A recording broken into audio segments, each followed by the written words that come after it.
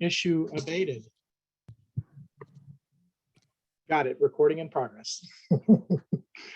Okay. First things first, I want to thank Kathy Gallagher. I know that she's not on, but Kathy has been a tremendous leader and support throughout the formation of CalSAWS, and has been a very outspoken director and really helping move move us forward. So I really want to just send some shout out to her and some appreciation for all that she's done. And I know that Marla stepped in, I think, starting last week, and she's done a fantastic job. She's already acclimating herself to the environment, and we're really happy to have you. Thank you. I want to thank Dina. Dina is here. So Dina Murphy, thank you so much for all the time and years you've served our communities, and for being a part of this board and providing your leadership as well. And thank you. It's been my privilege. Thank you. Yes. And Amanda Sharp is going to be coming in, somebody I know as well. And I think we're going to have some good leadership transition. And that's how we want it. We want folks to be able to retire and walk away and feel like other folks can take this on. And it sounds like both those transitions are going very well. So I'm very happy to hear that. I wanted just to, we did get quorum, and running through, when I look at the agenda, we've got 2 action items for the board members, and then 4 items on consent, and a whole 13 items to cover in informational areas because we have so much going on in the project. So without further ado, we're going to go ahead and ask if there's any public comment on items not on the agenda.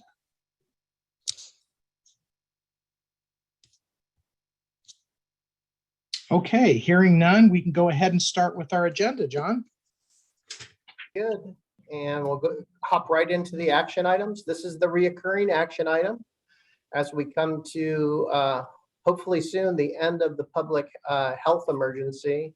The board needs to consider, as we go into our April meeting for our public meetings, if we will continue to work under the governor's state of emergency related to COVID-19 and continue to do these meetings virtually as we go forward. And again, the biggest item on this for the directors is, if you are doing this meeting from a place that is not accessible to the public, if we do not approve this, then you'll have to make sure that you're accessible to the public. The location that you do that from will continue to keep a virtual option as we go forward. We know that CWDA is starting to return to public meetings, and we're going to, our in-person meetings, not public meetings.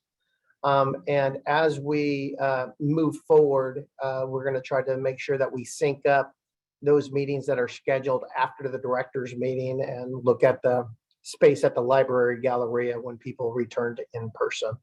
So, Michael, I think this is open for the board's consideration or question, and I know that we do have counsel on if there's any questions on the state of emergency. Okay, so I just want to confirm that the state of emergency at the state level is still in effect. That is correct. The governor's state of emergency dates back to March 4th, 2020. The most recent executive order relaxed some of the provisions in that state order, but did not rescind the state of emergency. Okay. And I know that there have been some counties that have made a change. I think it was Sacramento County had made that change. LA County actually is still operating under this. So I think it's different between counties. So I want to open it up to our directors if they have any questions or concerns about continuing to operate in this way until we hear from the state on the state of emergency. Michael, this is Gilbert. I just had a quick, maybe I misunderstood what John had stated, but if the CWDA, I believe, is planning on going in person in April. So are we saying that the JPA board would go in person in April as well? And then if that's the case, would it be after the April 11th date that we're voting on for this waiver? Gilbert, the board could only vote for a 30-day period as we go forward. In April, we have heard that CWDA is going to return to in-person meetings. The JPA board for April does not sync up with the CWDA directors meeting. like it is today. So our meeting in April is on the 22nd. So we can continue to operate again as we convene. If the board decides to continue operating under the state of emergency, this would be the first action item for the board to consider on the 22nd as we convene. And just to clarify for our board members, we're voting on the next month, how we're going to handle the next month meeting so we can have advance notice. And then if a change happens, then we will make that adjustment for the following period. Correct. Okay. Any concerns or questions or anything anybody want to ask about this? Okay. Any public comment on this item? Okay, then I'll make a motion to approve. This is I'll Dina. second. I'm going to go with Dina for the second. Michael made the motion. Marla, do you approve? Yes. Very good. Tracy, do you approve? Yes. Thank you. Becky? Yes. Thank you. And Deborah Martinez? Sorry, yes. Thank you very much. Gilbert, do you approve? Yes. Thank you. Melissa? Yes. Good. Deborah Bates? Yes. Thank you. Roxana? Yes. Thank you. And Cynthia? Yes. Thank you so much.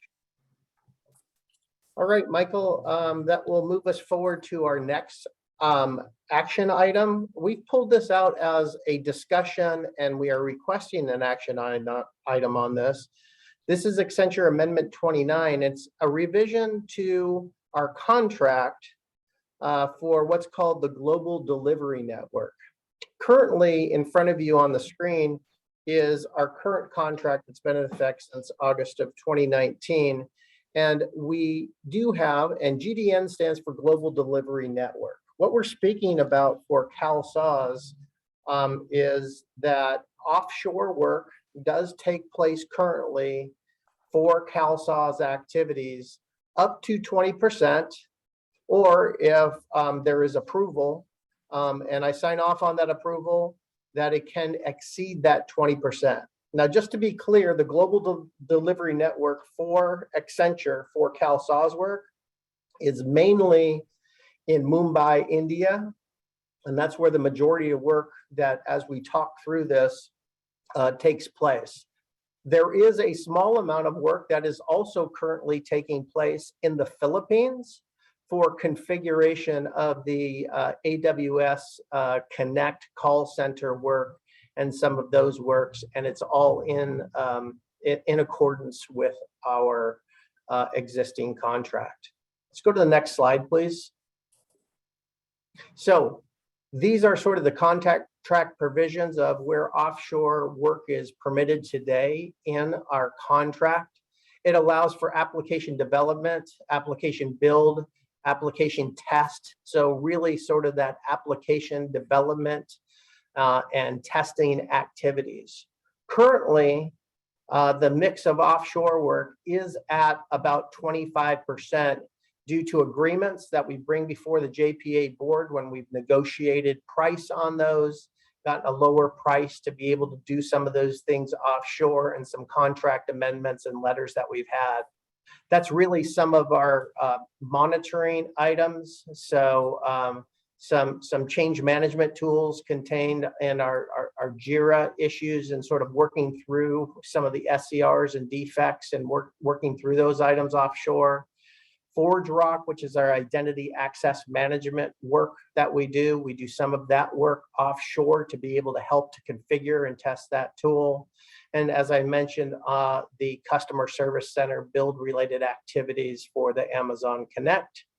And also a portion of our batch operations and monitoring, so that we're doing 24/7 monitoring, sort of, it's called follow the sun, that we have during the daytime when we're at sleep and running batch, that we do have some of our offshore resources that are managing our batch and our system as we go forward.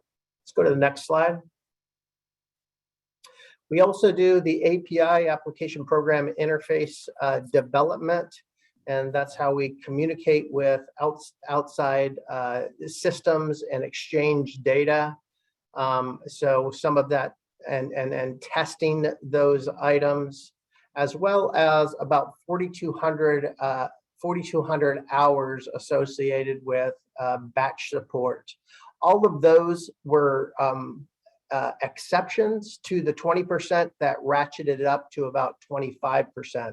So currently today, we're operating at 25%. What this amendment will do is ratchet that up to 40%. Let's go to the next slide. I'm going to turn it over to Gaurav Dewan. He is Accenture's executive and will sort of work with us to give a little bit of what we've learned through our current offshore experiences and where we're at on that. I know that people have brought up items like quality concerns, as well as security concerns.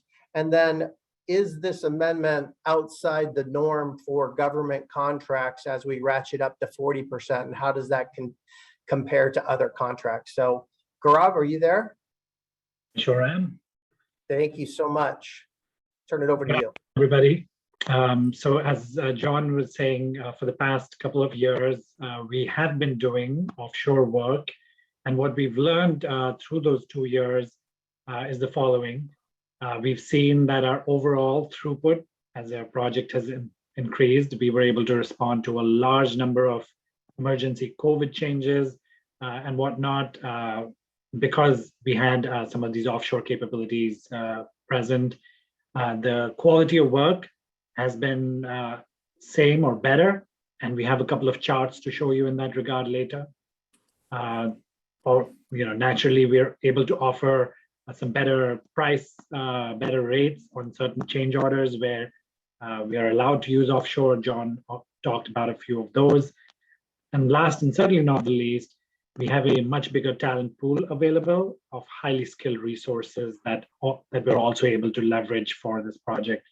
So all in all, we've learned that we're able to do work faster, same quality or better quality at a better price point with a larger pool of resources.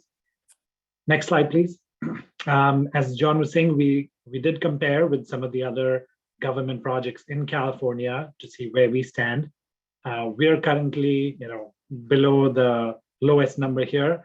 And what we want to do is move a little bit up to sit in the middle, taking it up to 40% offshore. Now, these are all large, successful projects in California. So we're very confident that we can also deliver successful results while increasing our offshore presence. Next slide, please. So what we want to do is increase the offshore mix to 40%. Our application development work is already happening there. We want to extend that.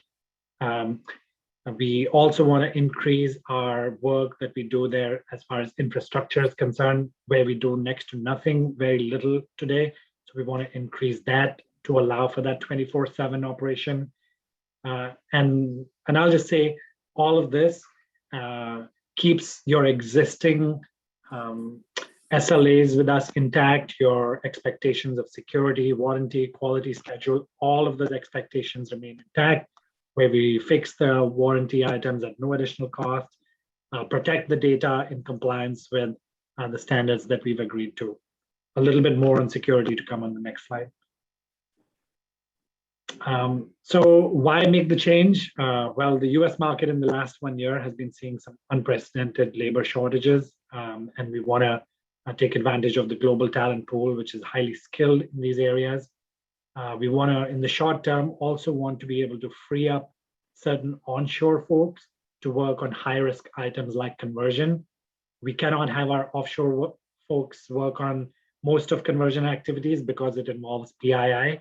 And in this contract, our offshore colleagues do not touch PII data, do not have access to it. So we want to keep that in place.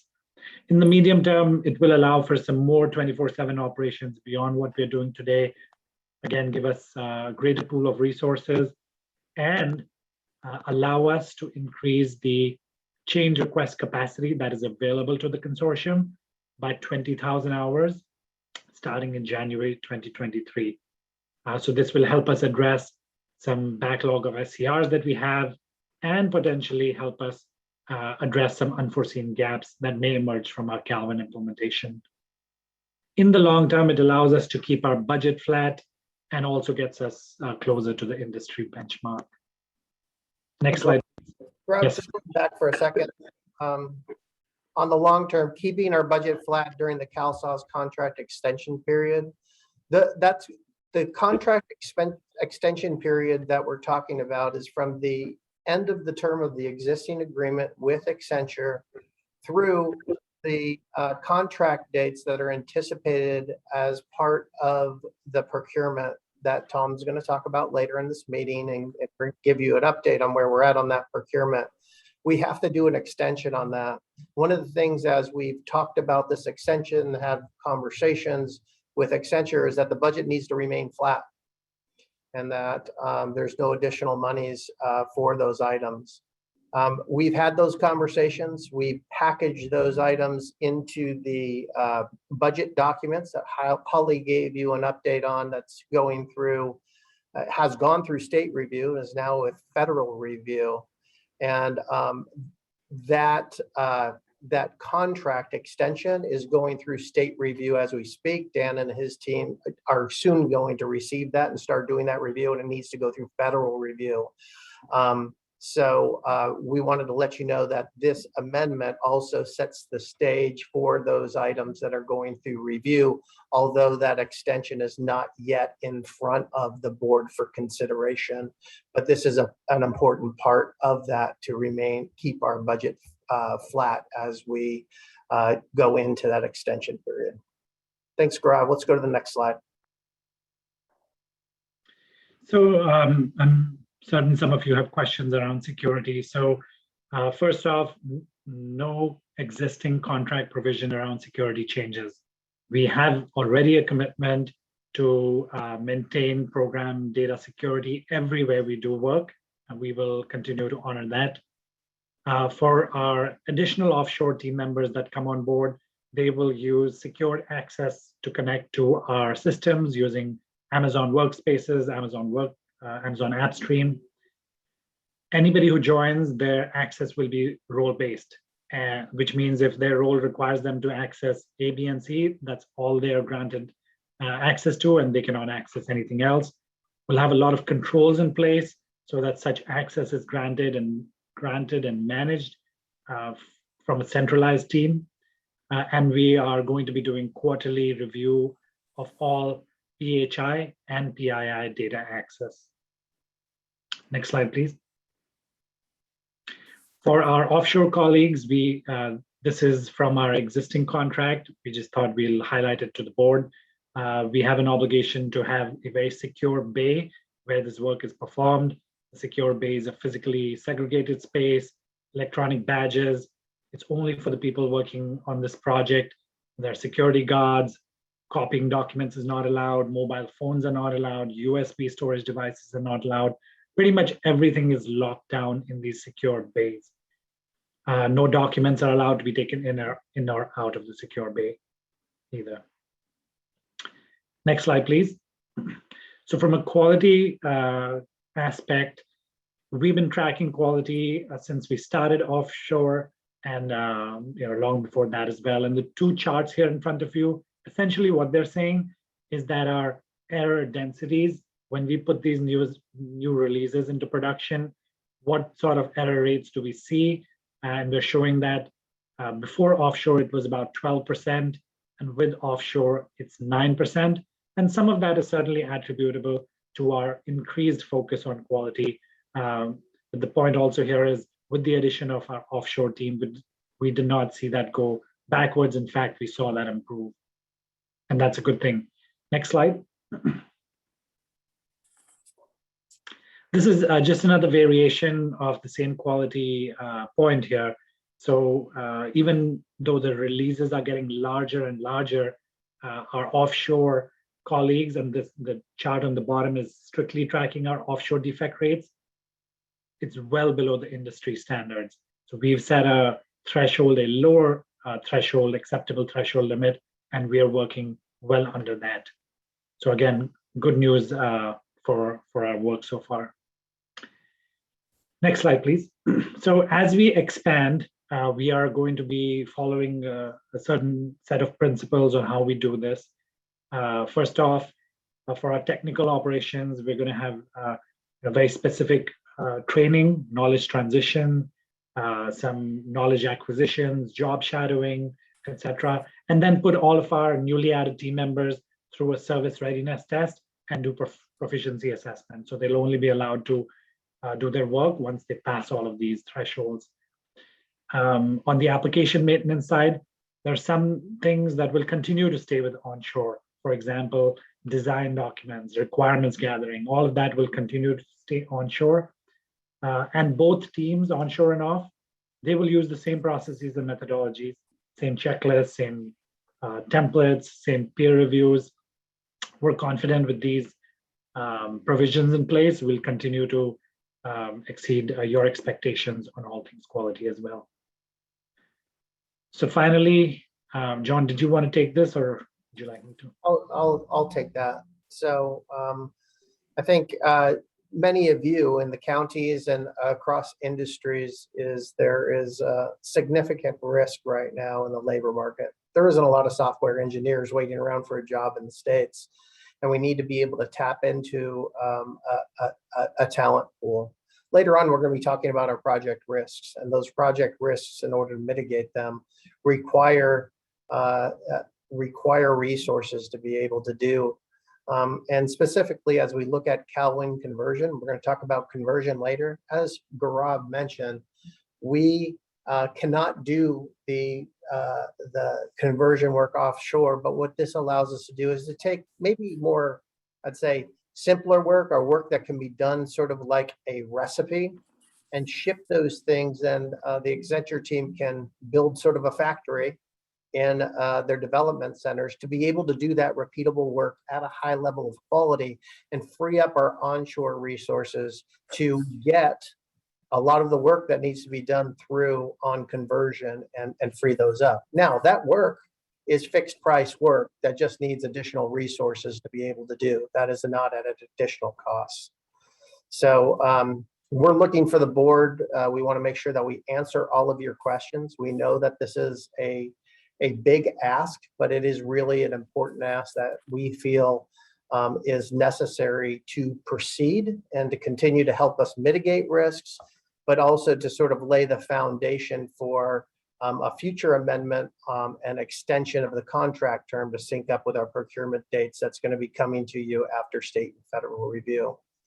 So Michael, I think we're going to turn it back to you and see if there's to start addressing some of the questions and see if there is any type of motion on this that the board wants to consider. Okay, thanks, John. I have some questions and then I'll definitely turn it over to our other board members. So I think you guys tapped into two of the areas that I wanted to address, security being one. So I want to make sure that the amendment doesn't actually change anything in the contract that was negotiated in regarding PII and whether or not that any confidential data would be going offshore. You're absolutely correct, Michael. It does not change any of our security provisions that have been in place from the beginning. It does not allow PHI or PII to go offshore, and those things remain intact. The only thing that changes is that the ceiling or the percentage of work that we can ship offshore goes up, but it does not change or compromise any of our security on data, and there continues to be a review of PII and PHI that happens on a reoccurring basis. Okay, and this might be a question for Gaurav to answer. So in that, with that as the backdrop, more work going there, needing to do testing. What is the way that you get the data for that development team that's not going to compromise PII so that they can do sufficient testing? Michael, our offshore colleagues will have access only to test environments that have mass data or made up data. And with the board's approval, anticipating board's approval here today, we're actually even carving out certain environments away from our Amazon accounts so that they're in a completely separate account where they only have mass data. We're already making some headway towards that, regardless of what happens today, but hopefully, be able to take advantage of that. So bottom line answer, offshore colleagues only have access to mass data or made up data. Okay. And then a different angle on security is if there ever is an issue in whatever the host country is, I'm assuming it's India for this, and something happens there, what would be Accenture's approach to be able to refactor resources so that the project doesn't suffer? Yeah, ultimately, we're bound by our contract terms and conditions. And so for the fixed price nature of the work, we are committed to doing that. If something were to happen in India, we have both near shore as well as other offshore locations, Michael. So we have strong presence in countries like Mexico, Costa Rica. We also have very strong presence in Philippines, where we can take advantage of our colleagues from there, and certainly, in the US as well. And do they have a similar setup to what you have in India, or would they have to do some ramp up time to take over the work? There will be some knowledge transfer time required. However, they have very similar capabilities in terms of security and infrastructure. Okay. On the quality control side, I was wondering about, you guys gave some statistics there. I saw them quickly. What has been the quality comparison from offshore to onshore in terms of defect rates? If we could just go back a few slides, please, Michael, I will just point that out. Yeah, so this one, for example, this one tracks for our offshore colleagues, how our defect rates have been for the volume of work we've been doing. So in this example, it's showing the green line, green horizontal line is showing the acceptable threshold for defect rates. And the purple line is showing where offshore colleagues have been delivering work. Anything below the green line is a good thing, and that's where we've been operating. So it's not direct compare. Is the green line overall? Green line is a benchmark. I see. Okay. All right. I see Gilbert's hand up. Gilbert? Thanks, Michael. And that's actually the screen that I was looking at, that screen and the screen before. So the green line is the benchmark, but is there like any type of expectation, benchmark, SLA in regards to the defects? I mean, if we send more work to offshore and their error rate does go up or their defect rate does go up, how do we hold them accountable in regards to quality of work? Yeah. So thank you for moving to slide 15. So Gilbert, in this slide, what we're showing is the table on the left is showing the defect rates before we did any work offshore. And the average of that is about 12%. After we started offshore work, we've seen that it has come down to 9%. Now that's a combination of strong quality practices that our offshore colleagues have, plus the project, continuously evaluates its quality program, keeps making improvements. So a combination of the two has reduced the number of defects that come. We fully expect this to continue, Gilbert, as we take up the percentage from 25 to 40. So I can appreciate the improvement, but I guess what my question is that do we have something written as to what our expectations are?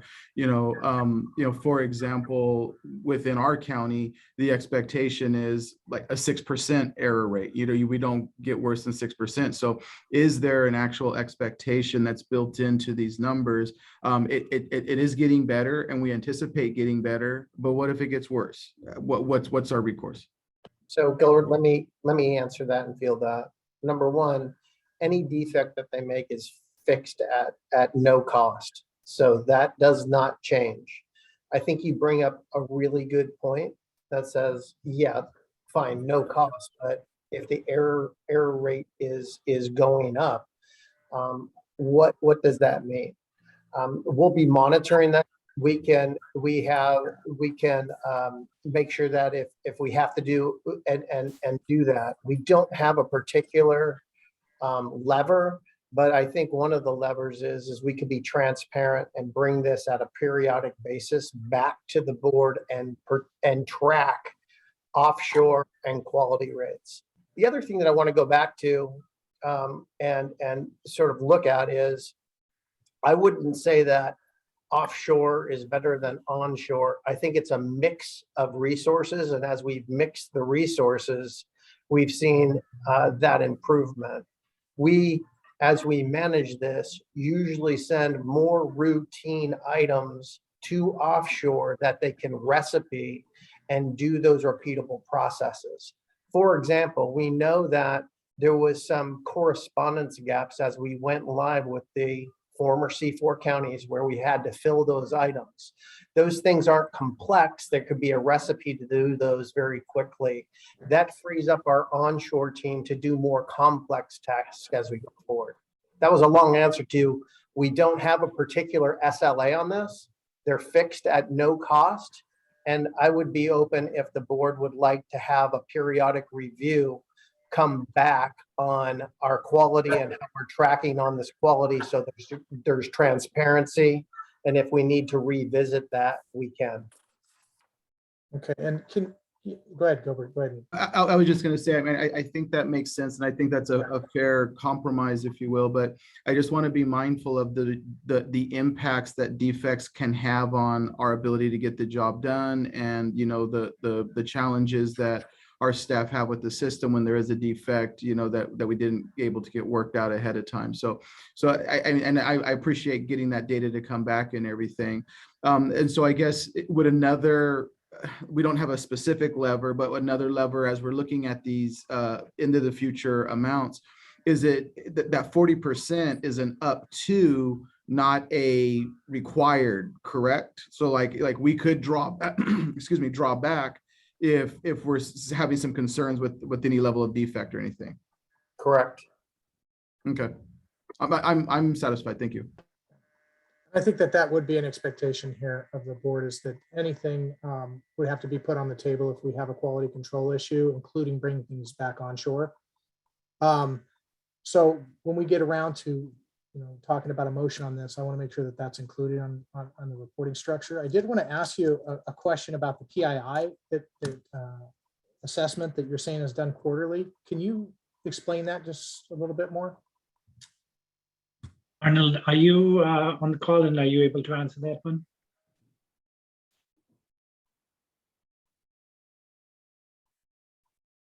Arnold, Malvik? Yes, I'm here. It's just taking a while to come off of mute. I apologize. Start the video as well. So really what's going on is with the NIST controls as well. We have the consortium with the security team goes through the data evaluation to determine the sources of PII and PHI and the appropriate controls that are there as well. As Gaurav talked about before, we are segmenting off the non-production environments with mass data from our non-production environments that are used for data validation, e.g. the conversion. And through that physical segmentation, the offshore team won't have access to the unmasked PII and PHI. So through the data reviews done with consortium security, as well as the controls and segmentation of the environment, that is how we're ensuring the security of the PII and reviewing that and reviewing the access control for appropriateness as people's roles change. Marla, I see your hand up. Thank you. I really want to acknowledge the labor shortage risk in the United States. That's really real, I think, and something that we're all facing. And so I appreciate that we are looking at other options to make sure that we don't get to a point where we don't have the labor that we need to do this work. I also really appreciate this thorough discussion today and all of the information that you provided. And I have 3 questions. My first question is, you provided some comparisons to other projects in the industry, so industry comparisons. I am wondering if there is any government standards on offshore work for government work.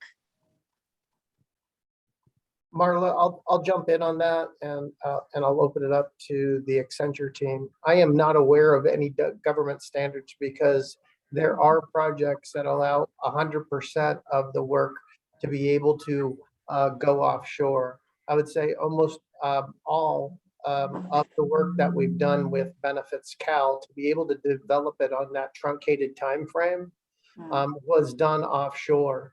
Also, all of our contracts are approved by our state and federal oversight entities. So as they review those contracts to see if they are in alignment with federal standards. So we've had that approved through Benefitscale. As you can see, there's other thresholds that are within California.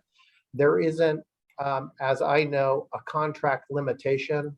I know that there's a limitation on where this can be done. I know as this discussion started happening, talking about Eastern Bloc countries or Russia or something else like that, there are no GDN locations in the Eastern Bloc countries or in Russia as we're moving forward with that. But that's where doing business in some countries that have limitations on those types of limitations exist. Thank you. I appreciate that. That's a good, thorough answer. My second question is around the area of kind of global wage equity. And I'm wondering if you can speak to the equity of the wages that we're paying our offshore colleagues. Or the parity, I guess, wage parity. John, I think I can take that one. So Marla, thank you for that question. Over the past, I would say 2 or 3 decades, let's take the example of India.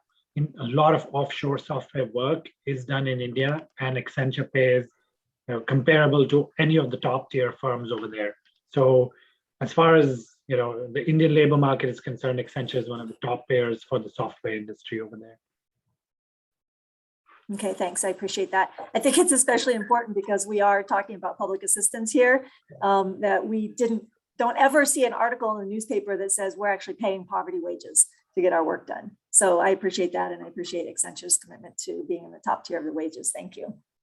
And then my last question is, and I'm sorry if I missed this and I just didn't understand it, but we do have a third-party quality assurance component or function.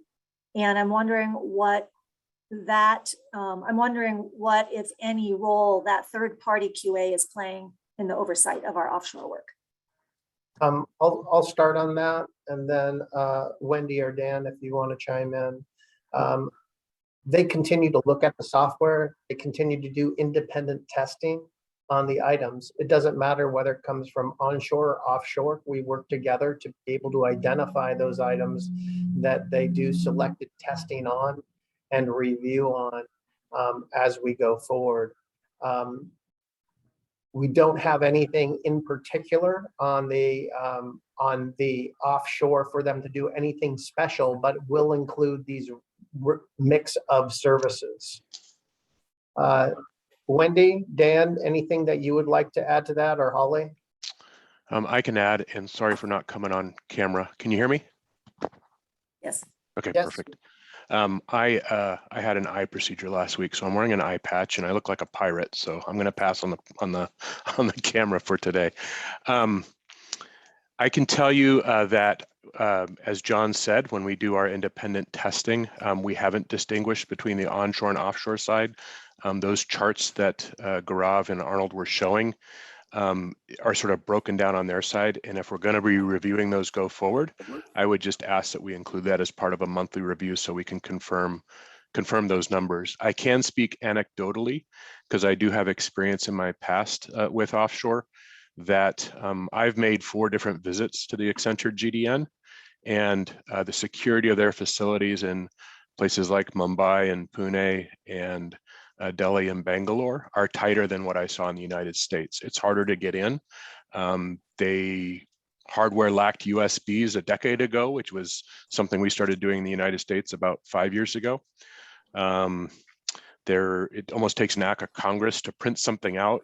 You cannot bring your cell phone in, which we're not familiar with in the United States. So those things I can vouch were true. My last visit was 5 years ago. Would be happy to go again if somebody wanted me to check. But that's what I can speak to from a personal perspective. I would add 2 more points. And this is to the data shown on quality. John echoed what was in my head, which is that in the past, the project's been very intentional about what goes offshore. So it's been more of the repetitive task type of work, which probably accounts for the lower defect rate for the offshore.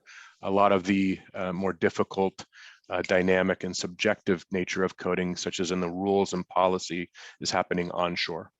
And then from a data perspective, we do quarterly reviews as part of QA from a security perspective, looking at what includes masked or unmasked data. And we're specifically looking for what offshore has access to. So we do confirm that information. Now that everything's moved from on-premise to the cloud, it is easier to take advantage of global networks, which is kind of a good thing and a bad thing. So we need to have quality checks behind it to make sure that the data that is unmasked, such as in conversion or production support, is restricted to onshore IP addresses. Thanks, Mark. Thank you. Excellent questions. Do you have any further?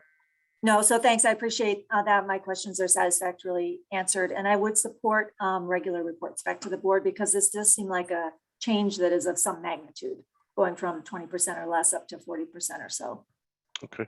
Gaurav and Arnold, could I just ask for an action item that we have some sort of monthly review of those numbers with QA? So we've had a chance to look as part of what's projected go forward. If it's going to be a regular process, that would be great. Absolutely. Thank you. And take that as an internal project action item. And I think what both Michael and Marla have spoke about is if somebody's going to entertain a motion to approve this, that the motion contain some type of periodic review back to the board of the quality and security metrics. I'll be specific about it and we can read it in as part of the motion.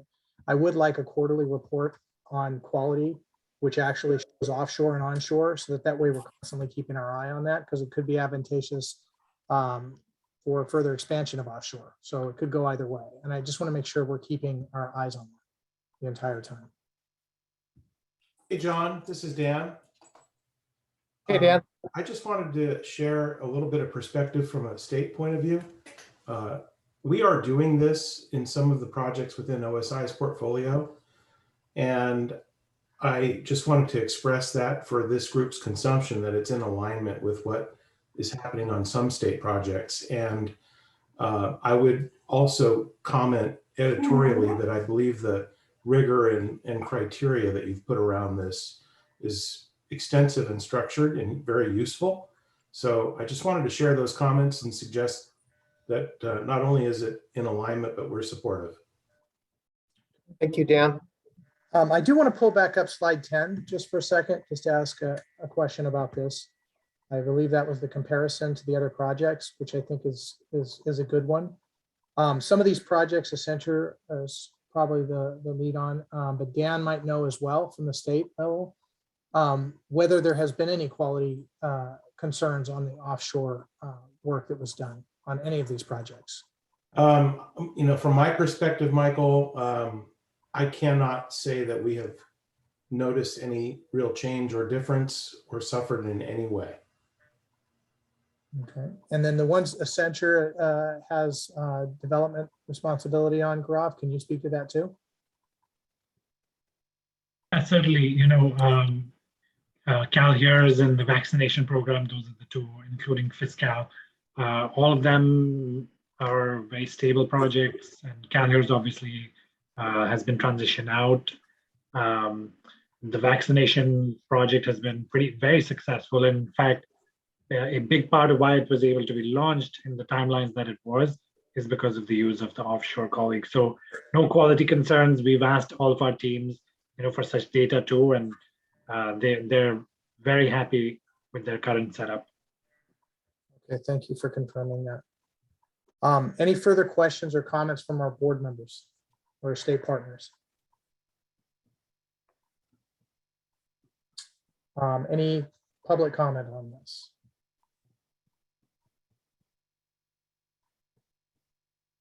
Okay, then I will make a motion to approve with the additional amendment to that to bring back quarterly reports on quality offshore and onshore so that the board is constantly aware of how the quality is progressing on this.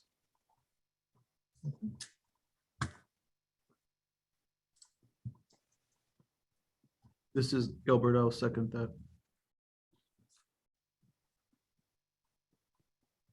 Very good. I will go through the roll call. Marla, do you approve? Yes. Thank you. Tracy, do you approve? Yes. Thank you. Becky, do you approve? Yes. Thank you. Dina, do you approve? Yes. Thank you. Deborah Martinez? Yes. Thank you. Melissa Livingston? Yes. Thank you. Deborah Bates? Yes. Very good. Roxana? Yes. Thank you. And Cynthia? Cynthia? Yes. Thank you so much. Very good. Thank you very much for that. Let me now go to the consent items. The first one on the consent calendar is the minutes from the last meeting. There was a couple of open action items that we have. Some of them are the reoccurring items that will be showing it up on the upcoming board meetings. And then another one was a follow-up assigned to me with the regional managers with a list of existing training materials that counties can start to leverage for induction trainings that are available. We know that we've heard from the directors that induction training, especially as we're switching between systems, is quite challenging. And what are some things that can be leveraged? June, I think you've started working with the training team and Ashley Arnold on this. Can you maybe give a quick update? Yes, we will be publishing a CIT, a county information transmittal, within the next week or so that will provide information of what is already available, either within the system, in our learning management system, or on the web portal related to training, so that counties can see what might be out there already. The second half of this action item is that we are going to also send out a CRFI, or a county request for information, for the current CalSAWS counties to ask if they have training materials or induction materials related to CalSAWS that they would be willing to share with other counties. So then we can get those items and then provide those out so that there is a place on the web portal so that counties can go and not have to recreate the wheel. They can go use others' items as a guide, etc. So to wrap up there, you can expect a CIT with a list of what's available now. And then you will see a CRFI, which is our request to the counties to see what training materials they have created in-house that they might be able to be willing to share with other counties. Thank you, June. We'll make sure that we update to be specific to those CITs and CRFIs, and we'll bring that back at the next board meeting and see where we're at on both of those two items. The last action item was actually an item that Gilbert brought up associated with the multi-factor authentication and options, and that's assigned to Luz Esparza, and that is slated for the next board meeting. So those are a review of the action items, and that's open for board consideration. We also have approval of a clear best work order, which includes some requests for additional M&E testing and some of the support as we add this phase on converted data validation support and helping us manage that as we go forward. Accenture, we have a change notice 15, which includes additional hours for some functional support and to add some additional policy changes as we go forward. As well as some specific county purchases, incorporating those into the contract. And then on CalWin, we have Gainwell change request number 5, which includes county directs, which is the CalWin term for county purchases, as we go forward and incorporating them into the contract.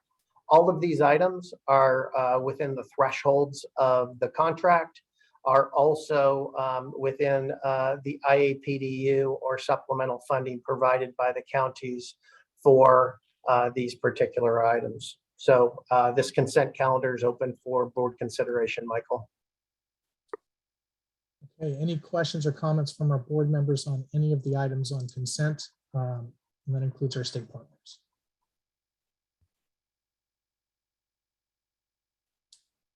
Okay, hearing none, any public comment on these consent items? Okay, hearing none, do I have a motion to approve?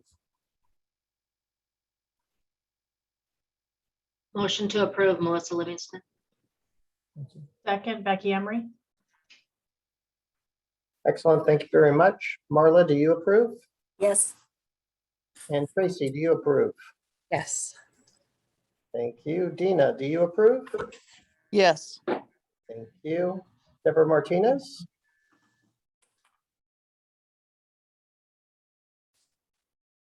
Deborah Martinez, do you approve? We'll circle back to Deborah. Gilbert, do you approve? Yes. Very good. Deborah Bates? Yes. Thank you. Michael? Yes. Very good. Cynthia? Yes. Very good. One more time on Deborah Martinez. I think even without her vote, that the motion does pass. We still have quorum. John, did we call Roxana? Oh, Roxana, do you approve? Yes, I was about to jump in and say you forgot me. I'm sorry, Roxana. My apologies. I'll never forget you, Roxana. No problem. Thanks, Michael. All right, that moves us on to our informational items. So I think Greg and Rachel are up. Thank you, John. Good afternoon, everyone. Hope everyone's doing well. The slide we have here is our overall Gantt chart for CalSAWS in application development. There is a lot going on. So if you really look across the top of the chart, you can see it, lots of diamonds and progress bars. We obviously have our bi-monthly releases that are in flight. We've got some key releases coming up with our March release and our May release that will include some of the GA/GR functionality for CalWin as we prepare for those upcoming go lives. And across the top, you can see where we're at with our Wave 1 go live, which is scheduled for October, and then we have the Waves 2 through 6 that are scheduled towards the in 2023. We do also have our imaging go live for LA County. We are currently targeting April 25th, and we will have a deeper dive update on the imaging later in our agenda here. So across the application development work streams that we have going on, obviously application development. So besides the individual releases I mentioned in March and May, we are preparing for user acceptance testing and interface testing. Those activities are in flight. We've continued with our C4 post-conversion cutover. So the teams are continuing to support the C4 counties.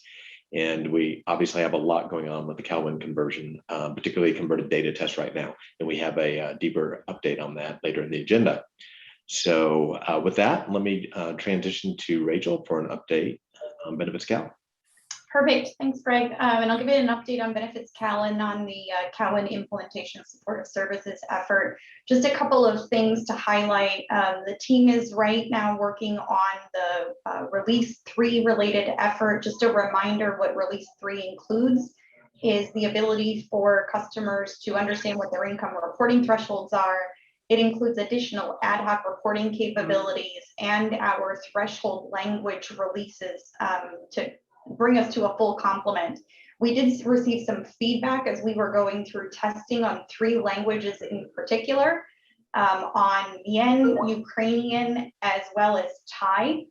And those 3 languages are going to come as a fast follower within a couple of weeks right after release 3 goes live, but the rest are going to be going on schedule. We wanted to make sure that we were getting that right translation included as part of that release.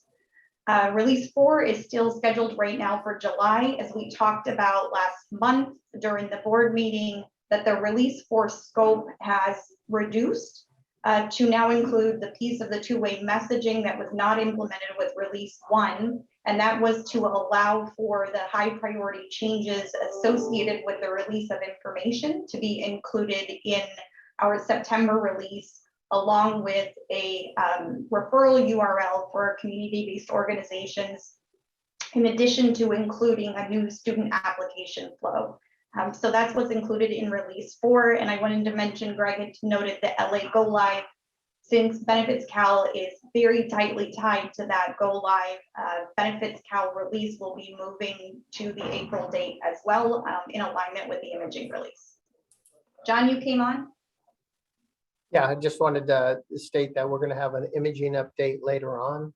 I think it's been known that we have, working with LA County, shifted the implementation date for the go live in LA for imaging, as well as Benefitscale. As Rachel said, they're tightly coupled, to now target April 25th. That will give us additional time to do some additional performance testing, to begin to make sure that we're clearing additional defects that are present in the imaging system, get those in, and also allow time for Los Angeles County to get their massive workforce, make sure that they get as many folks trained as possible as we go forward. So we're working close in conjunction with that. Our next board meeting is April 22nd, and we should have a clear line of sight on where we're at on that. But again, those 2 have been moved out in conjunction and consultation with Los Angeles County on redoing that. That in no way impacts the CalWin critical path. This is off the critical path. So the CalWin counties should not feel that this impacts their timelines or adds any risk to their timelines. It does not. And for the former C4 counties, this has also been actually very helpful for us to be able to look at these items and continue to have focus on the performance improvements that are needed and the defects fixes that are needed for our 39 counties, as well as for LA before they go live. Thanks, John. Moving on to implementation support services, and we're going to go into detail about some items later on, but just as a reminder, this reflects the 4 sets of activities that are within the scope of the implementation support team. Right now, the team is working on wave 4 related to be business process flows. In addition, we are going back, and we'll talk about it a little bit later, to refactor some of wave 1 for some pending questions and clarifications that the counties have requested. The team is also in the process of developing the change discussion guides for wave 1, and I'll talk about that a little bit later as well, based off some feedback from the counties. As it relates to training, the team has been working right now with the tax to get some preliminary feedback on the training approach, as well as on some of the preliminary instructor-led training materials that are going to be made available. And then lastly, as it relates to implementation support, we have the wave 1 counties that have been onboarded through the implementation support activities. The wave 2 counties just received their work plan, which was something we had committed to deliver at T-12. So they just received their work plan for what the next 12 months are going to look like. And the team is continuing to support efforts around right now conversion, in making sure that the counties are understanding what those data cleansing opportunities are as we move forward, and helping to navigate through some of those default selections that are being made. But I'm going to get into a little bit more detail on the implementation support side when we talk about risks as well. And I'm going to turn it over to Dawn So she can give us an update on Central Print. Thanks, Rachel.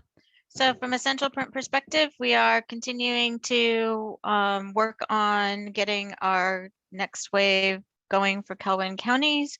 So we are working with the wave 1 counties on their configuration. We are otherwise really just settling in terms of our M&O support for our 40 counties that we are currently serving on central print. And we've settled in at a ratio without any special print jobs going on. So for example, without any COLAs, we're doing about 21 to 22 million impressions per month. And that's ranging around 2.4 to 2.6 million pieces per month that we are putting out for the 40 counties. And to date, we have been making our mailing timeframes and working with the counties on any particular questions they may have. So at this point, we have been pretty happy with our central print going out and working with the first wave of Calhoun counties. So back to you if there are no questions. Hey, Michael, before we turn it over to you for questions, there's one activity on there that Greg was talking about is the post C4 support that continues. I know I've heard from a board member in particular and some other directors from our former C4 counties about some challenges that are taking place with claiming. So I'd like to take that also as an action item to loop back around, in particular with Madera County, but other counties to talk about the support that may be needed and look specifically at claiming if our current production counties are having issues with claiming. Is there any defects, and to report back out to the board and the PSC at April about where we're at on that. And in the interim, we'll be reaching back out to Madera County specifically. So Michael, back to you. So John, are those related to claiming reports or the financials and internals? I think we have to go back. I think it's sort of doing some of the reconciliations and those types of items. We want to reach out specifically to Madera and the other production counties to see what may be the issues, if it's a learning gap, if it's a data item, or if we have some outstanding defects that might be impacting that. And I know when we went through post-production support, that's a particular item that I've heard from our directors, and I just wanted to capture that and make sure there's transparency back to the board on that. Okay, so there'll be a specific discussion on that. Yeah, there'll be a specific action item in the minutes, and we'll make sure that we report back out to the board in the April meeting. Okay, thanks, John. Thanks for the presentation, Rachel and Greg. Any questions or comments from our board members on that last presentation?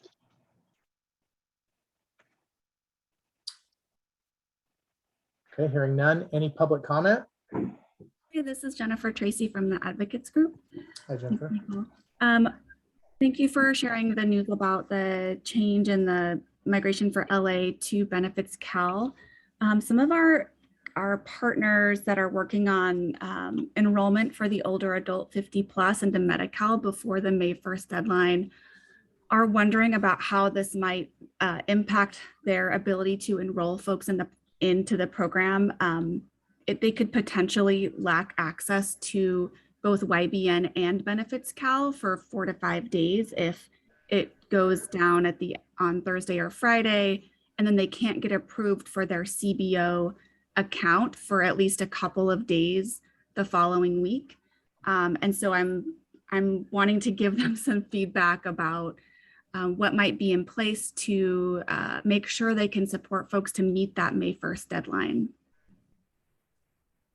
Thank you for the comment, Jennifer. We'll definitely take that as a specific action item and get back to you and the advocate co-leads on that process of when YBN will come down, when Benefitscale will come back up, and the referrals that we have, and then the impacts to those. And we'll look at that particular use case and get that back. And we'll take it as an action item too for the board to talk through those specific directions at the April board meeting as well. Thank you, John. So it sounds like we'll have to wait a month in order to give them feedback about what their alternatives should be, or could we get that information sooner? We're going to give you that information sooner. We're going to loop back around with the board publicly in a month to be able to do that. You should be expecting a follow-up discussion within the next 2 weeks on that particular use case. Thanks, John. Yep.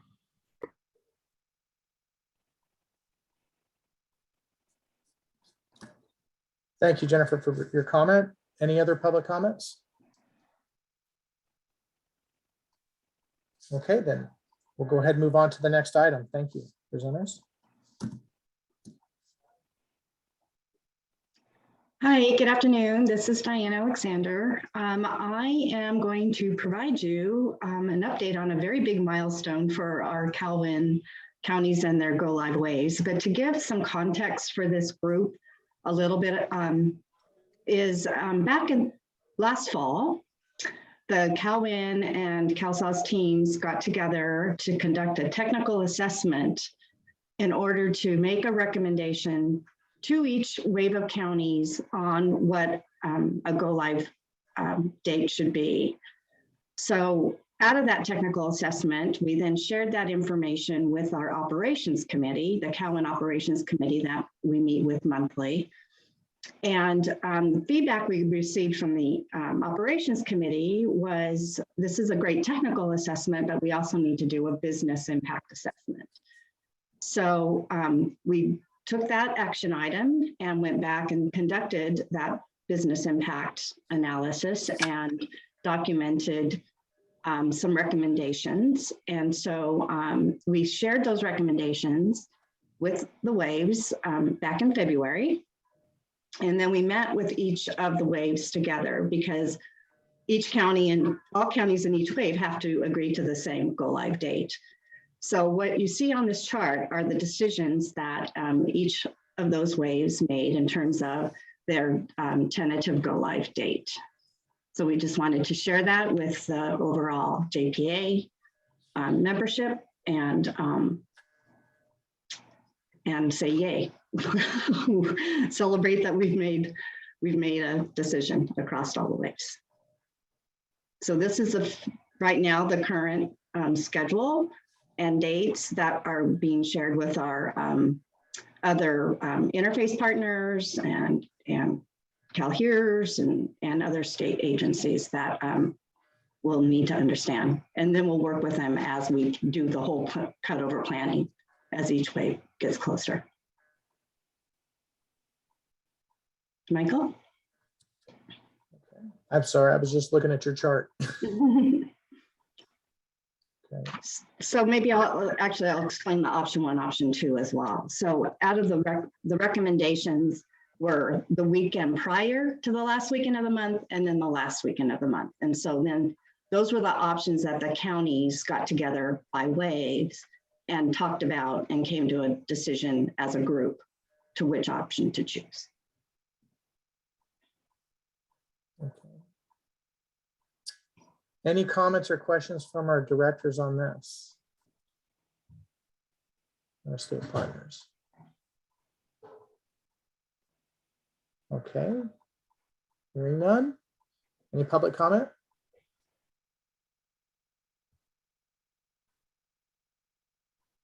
Okay. Okay.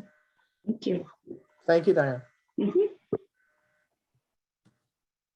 That brings us on to key fun topics, key risks and mitigation strategies and plans. Thanks, Michael.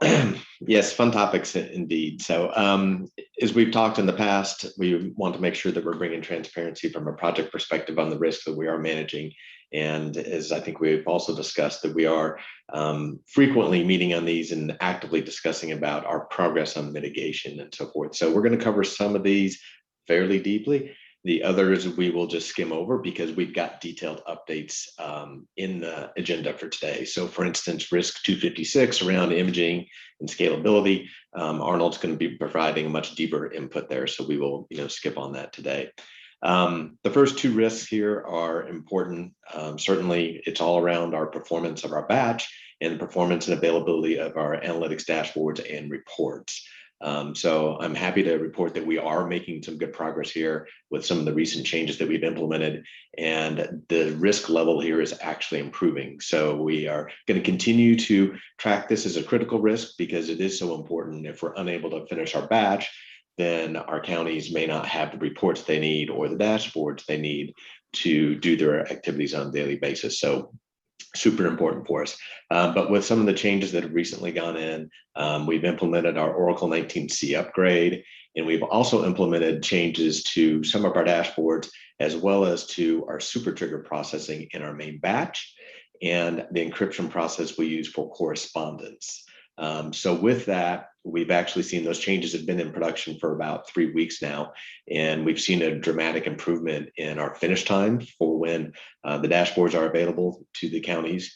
And we've seen a roughly 50% decrease in processing time for our super trigger process, and our encryption has improved as well around correspondence and forms. So that allows us to buy some more time in the schedule to get those high volume correspondence days and getting those letters and forms over to Central Print and our partner Gainwell for them to get those printed. So again, we're making progress here. We're still tracking these as a red or a high level risk because we know the importance of it. Risk 258, this is related to our Calvin conversion cutover window. So the team has made some good progress in nailing down what our schedule is. We are about to go into a process where we run mock conversions, and we'll be able to run the overall process, from end to end. So we still have some mitigation activities that we're tracking here. The key is going to be running that mock conversion and identifying any performance improvements we can make within the conversion process, or where we can add some additional processing power to the conversion. So things are progressing along well there. And that's just a quick update on that front. And as I said, I skipped over risk 256 because we will be talking about that with a deeper imaging update in a few minutes. If we jump to the next slide. Similarly, we've got risk 262. Rachel, I think, is going to provide a deeper update in a couple of minutes. We've got a deeper section there, so we will skip over this risk for now. And also on risk 263, this is related to converted data test and the conversion process itself. So Keith Salas is about to give us an update on where we're at with conversion and the progress that we're making there. So again, I'm going to keep this brief and we will move on for the sake of time. So if we go to the next slide, we have risk 268. Rachel. Yes, for risk 268, this is our overarching risk that brings together all of the risks that Greg has actually just talked about that are the culmination of are we ready collectively as a project, as well as are the counties ready. And so the approach that we have taken is each of the independent risks have their own set of mitigations that we are tracking. Greg and I are going to talk in detail about the ones that are really the critical path related items that are coming up so that we can understand where they are relative to the status of the mitigation steps as they're being executed. It also includes in making sure that we have trigger points identified, which are dates and triggers and how we're measuring those triggers to determine whether or not we're actually on track for meeting the exit criteria to go forward. And then lastly, I would say just generally good project management practice is to make sure that we have a contingency plan that is defined in the event that the overall risk 268 is realized. And I'll take 269 also, Greg. Just an update on this one, really quick, actually, we're going to talk about this one a little bit, if I recall correctly, on the ad hoc reporting approach. We talked about this last month a little bit, so I don't want to steal the thunder of the team that's going to talk about 269 and how we're progressing to help the counties out with their ad hoc reporting capabilities. We can move to the next slide. I believe I have 270. I'm going to repeat here that 270, we're going to go into a deep dive. This did move from a medium risk to a high risk. And I'll talk about why and what we're doing to address the high risk when we get into a deeper dive on 270 about the change discussion guides. And for risk 264 and 267, these are the medium level risks that we've been bringing an update from a CalWIN perspective. 264 is related to the migration of images for the CalWIN counties and ensuring that we have a solid process so that the images that are existing in their legacy systems are incorporated into the Highland system and are available. No change in this risk. Everything is progressing as we expect. We do have regular connections with each of the counties, particularly in wave 1, where we're meeting with them and tracking the progress of the export of their images as we get ready to put these into the Highland system. And then risk 267 is related to the delivery of the GA/GR functionality. We did have some items that originally were scheduled in March that were pushed to May, which is what generated this risk and why we've been tracking it. I'm pleased to report, and I know Lisa will have an update later, that our March release is on schedule, and that's going to bring a bulk of the remaining GA/GR functionality, and then we will have a follow-up release in May, and that is currently on track. It's important for us to get that done ahead of UAT, which is going to be starting at the end of June. However, again, tracking that risk just from an overall project management perspective. So let me pause there, and I think that's the last of our updates, Michael, on risk for high-level updates, if there's any questions. Okay, thank you, Greg. And also Rachel, any comments or questions from our board members or state partners on this presentation? Okay, hearing none. Any public comment? Okay, then we'll go ahead. Hearing none, we'll move on to the next presentation. Thank you very much. Okay, thank you, Michael, and hello, JPA members.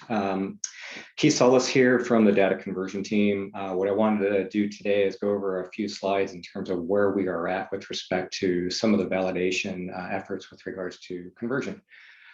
This slide here is really going to anchor us to the following slides that we have. But what we want to show is some key metrics here. It really is, where are we today and where do we expect to be going forward? So I'll read straight from the top down here. The case conversion rate. This is something that both Paul Trisler and myself it's a mantra as we're meeting with the counties.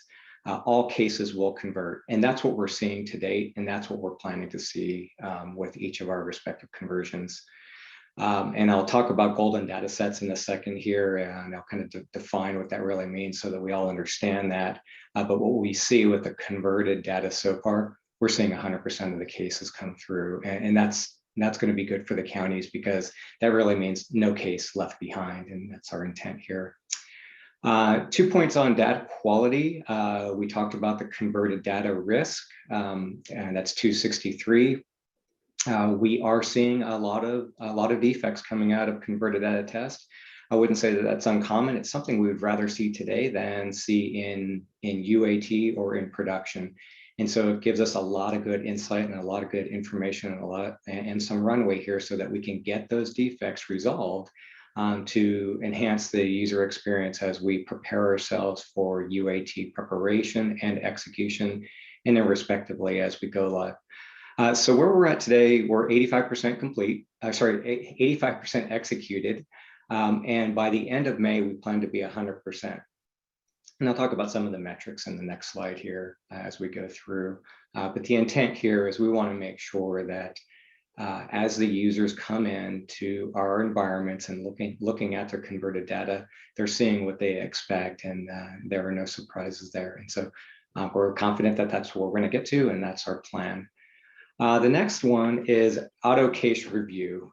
This name has changed a little bit. You may have heard it called the EDBC match or case review, but this really represents what it really means is we have a process within conversion that we run the EDBC on the converted case, obviously after we convert it in one of our environments, and then we compare back to the previous EDBC, respectively the benefit determination in CalWIN, or at least what we received from CalWIN, and we want to do a match on those. And we match on against 9 different items. And if it mismatches on any one of those, we put it into a case review report. And for what that does is it puts a banner on the case, and that lets the counties know you need to take a look at this case because there is something that occurred with it, maybe the benefit mismatch, maybe the aid code mismatch, and we don't feel comfortable letting batch processes execute against a case like that until the caseworker has gone through a review. Where we're at with that today is we're seeing a consistent 57% match rate on all of the programs that are running through EDBC.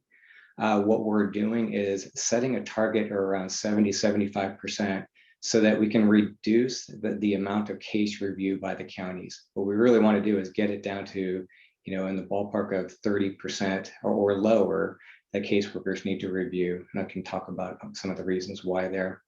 So this is the anchor slide. I'll move on to the next slide if we can. And this slide is talking to the risk 263 converted data test, the number of defects that we currently have known to us today.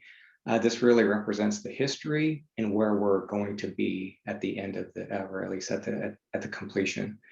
There's a lot of data on this. Where we're at today is right in the middle of this this burn down chart. The blue there highlights the high priority defects that we've received to date. And that's in the blue on the very bottom there. Our plan is that before the end of CDT that we have completed and resolved and delivered all of those defects. Now I'll talk about a GDS, golden data set. What that really represents, it is the CalWIN converted data into a environment where a test can proceed. At the end of the day, it really represents the converted data, and it's our delivery to the project so that they can test. And so by the end of CDT, which we're targeting or planning for the end of May, we will have delivered a golden data set with these high priority, we call them priority 1 defects. Priority 2 defects that are there in green, we will have some remaining open by the time we complete CDT. However, we plan to complete those in the very next GDS, the golden data set. We call that golden data set 8. That's important for us because that will also represent an opportunity for counties to come into our conversion environment and do a county data validation. And that's per plan. And we'd ask them to come in and do a case review of cases and just look at them to see, there's my case, right? Now this is specifically for Wave 1 counties. We will be doing this for all the counties as well as they near their go lives. And in those items that are in I think they're the yellowish orange, those are more of our P3s and P4s. We will still have open priority 3 and priority 4s. However, our intent is in our plan, what we're showing here is by the end of the summertime, we will have all of those, and that'll be about 2 months. That'll be about 2 months before we go live. So this is our plan in terms of with everything that we know today. We are on schedule to deliver all of these defects and have them resolved. And this will be important for us all so that we provide the counties a good user experience as they're nearing the go live, as well as when they go live. So I'll move on to the next slide, and I'll talk a little bit more about the auto case review. As I mentioned, where we're at right now, and we're right in the middle of this slide as well, we're about 57% consistently on running our auto case review, but where we want to be is around the 70–75%, and that's where the projections are. Now, our auto case review process, we run it on a weekly basis, but we're also running it with our golden data sets. And once again, our golden data sets is it's delivery. Every time we deliver, we're running all of our processes against it. And so our plan here, and with all the good work that the teams have done and working cross-project and working with the consortium resources and working with business analysts who understand the policy, we've been able to identify a targeted number of fixes that will get us to the 70–75. So we have a high confidence that we are going to get there, and we'll continue that trajectory respectively as we move forward. The targets here are, as mentioned, we're right in the middle.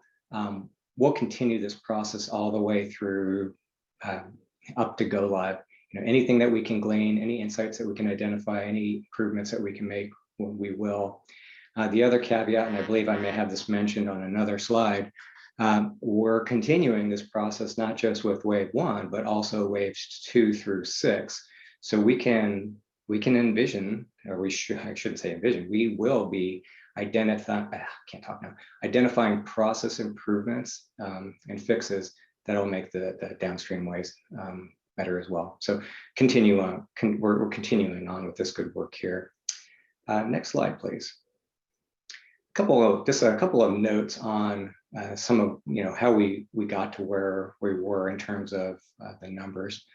When we look at the auto case review, why did we come up with 70 to 75%? Well, it was very difficult for us to come up with an arbitrary number of should we be 70, 80, 90. We kind of looked at history to tell us where we can be. And we had about three major conversions. We had an ISAWS to C4 conversion back in 2009. We had a leader to LRS in 2015, and then we just recently had the C4 to CalSAWS. The ISAWS conversion did not have an auto case review process. So really what that meant is all of the cases needed to be reviewed. And you can recognize how daunting that is for the caseworkers, but that's what they had to do. When we did when the leader to LRS conversion was completed at pilot time, they were at a 72% match rate. And so really what that represented is then about 28% of the cases only needed to be reviewed. So it was good progress there. And on the C4 conversion, we were at 86%. Now, these systems were really close to one another, but it really meant that only 14% of the cases required a case review. So what we targeted is to be someplace right in the middle of the, kind of taking a bit of an average of all of those and getting us to a 70, 75 with some level of confidence that we are going to get there. I mentioned that any case that doesn't have a match, and this is the 25 to 30%, it'll have a yellow banner on the case, and that will indicate to the worker that they should review the case, run EDBC, and once they run EDBC, that yellow banner will come off. In conjunction with this, Paul Trisler and myself also have a report, and I'll show an example of that in another slide here. We also have an accompanying report that shows all of the cases that represented a mismatch, the disposition, and respectively the priority of it too. So we'll have all of that information. That information will be able to take it all the way down to the caseworker, so it can get to the caseworker. It's not going to show just the case; it'll get all the way to the caseworker. An important thing to note, and Paul and I mentioned this also, is all benefits will roll. It's our methodology. It's been our methodology for all of those conversions that I just spoke to, that we take the last benefit and we continue to roll that benefit. We make sure that the EDBC is there to support the benefit to continuing to roll. So even though there is a case that needs to be reviewed, the benefit will continue to roll.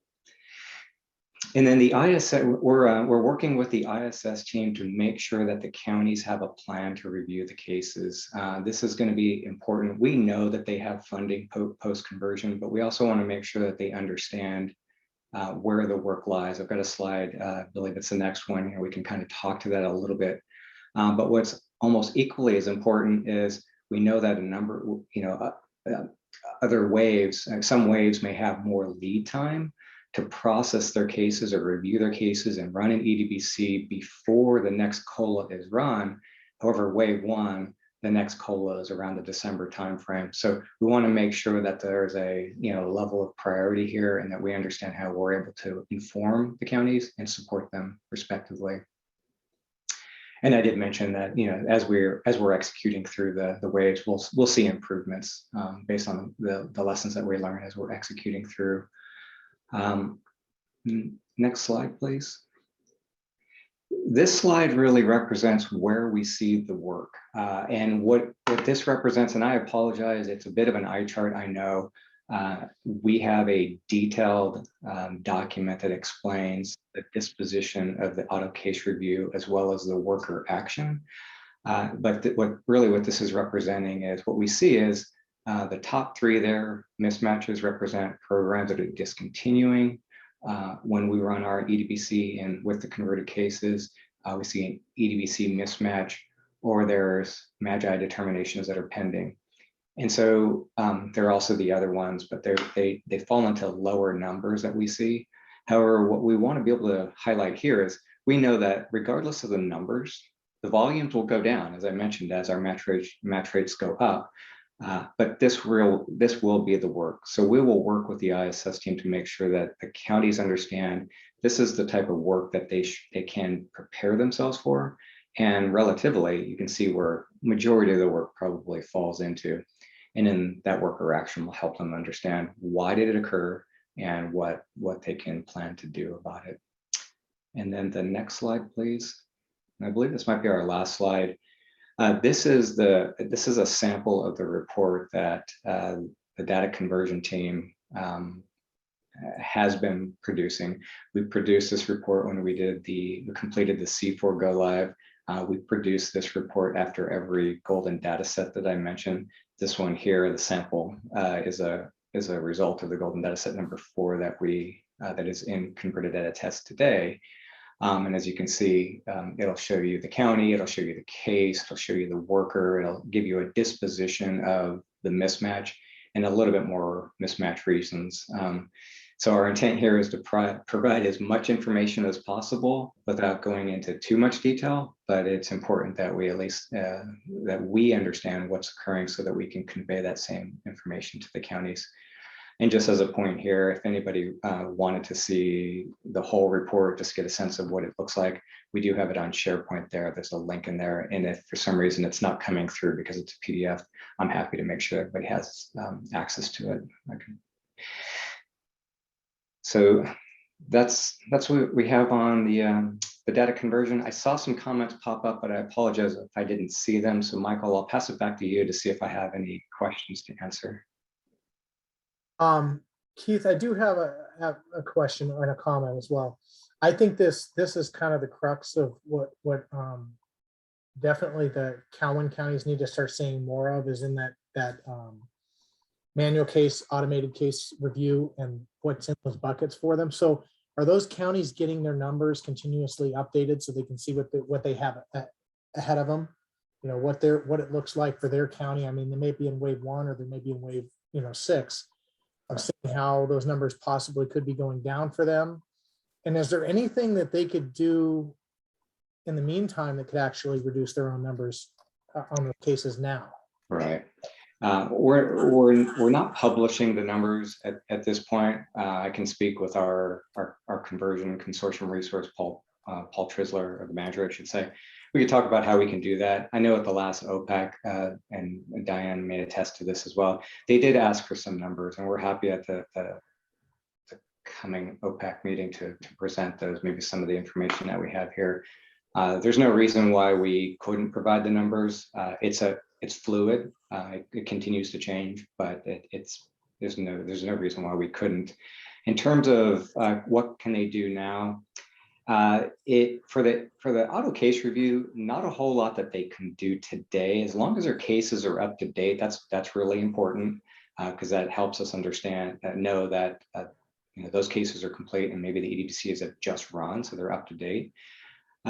We do have some data cleansing opportunities. A lot of this that we get out of the good work that we're getting out of the converted data test, where we do the we do the triage, and we find out that it's not something that can be resolved with conversion, but it can be resolved either manually or as an update in CalWin. So we do have those opportunities. So are there, and you can maybe speak to this in future meetings, but are there categorical areas that those counties can focus on today in CalWin? For instance, if they have cases that are in a pending status, would then end up automatically possibly going into the manual case review later. So why not maybe adjust them before the conversion? Those are perfect opportunities. Yes. The other is if they've taken them out of the normal EDBC cycle for manual issuances and taken them out of that could also be an area where they could end up having larger numbers. I just want to see if there's some things that they could start to understand now that could help them lessen the workload on the post-conversion. Yeah, Keith, if I could just jump in for a minute. We're absolutely doing that today, Michael. We have identified several areas that our county, we are producing lists for our counties, and where we can, we are looking at automated ways to clean things up, like old dated applications that never became a case, as an example of things that we are automating and trying to support our counties. The other thing is the converted data test teams are looking at these reports and identifying patterns that we can potentially, again, do something, get in front of, so that when we do convert in, it's cleaner. So we are absolutely looking at all those opportunities. Okay, Diane. So you'll be helping the directors in the Calhoun counties get to start to get in front of this a little bit. Yes. I remember the experience myself, and yeah, and I do recall that I wish we would have started sooner on some of the things, because if we could do them after, some of them you could have done before, some of them not so much, but at least the ones we could have reduced the numbers and made it a little easier post conversion. Absolutely. And I think to your point, those are the kinds of things we should probably highlight in terms of specifics about what we're working on and how we're accomplishing it. Yep. Right. And then the directors really just want to know what their pieces of that are. Mm-hmm. I think that would be really important for them. Gilbert has his hand up. I want to make sure he can get his comments. Thanks, Michael. And your comments, I think, are point on of kind of what I wanted to talk about. And just, it's more of a comment than a question for the group. But on slide 39, there is that conversation about the ISS team helping the counties with their plan. One of the things that we came across during the conversion is not having a full awareness of what would really happen with these cases, the yellow banner cases,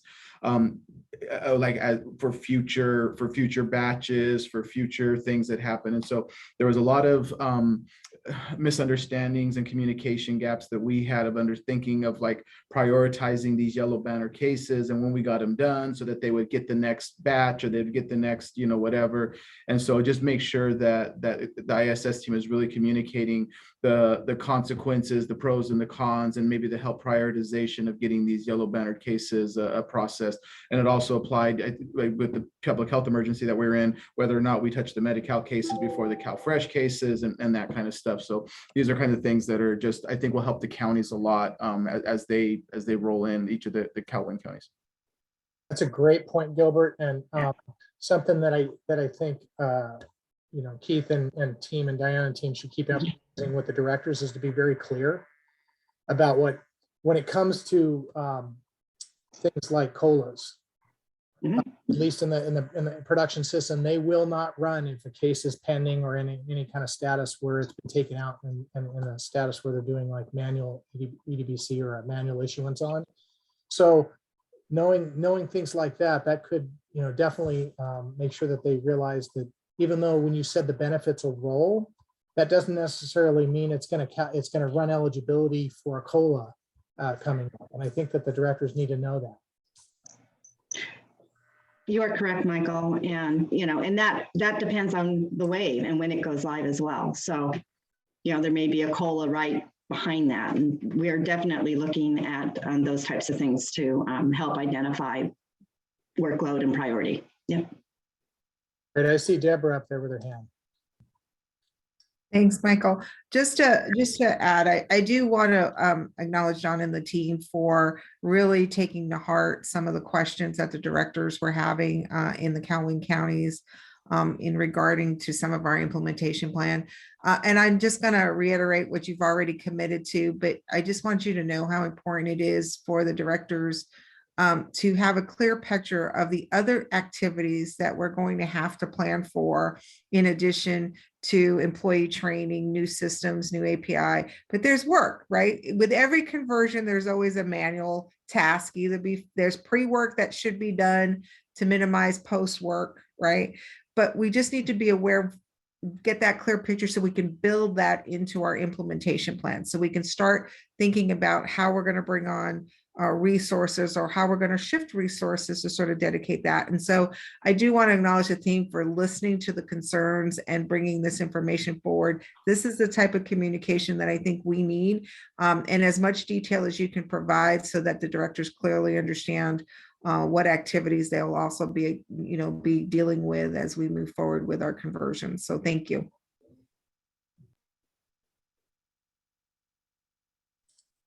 Very pointed. Thank you, Deborah. Any other comments or questions from our board members on this really important topic? Okay. Hearing no more, any public comment?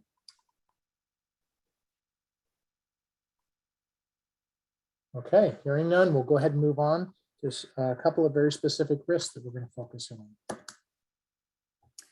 Hi, my name is Abby Dara, and I'm the ClearBest Implementation QA Manager, and I will be providing the QA perspectives on risk 262 and 270.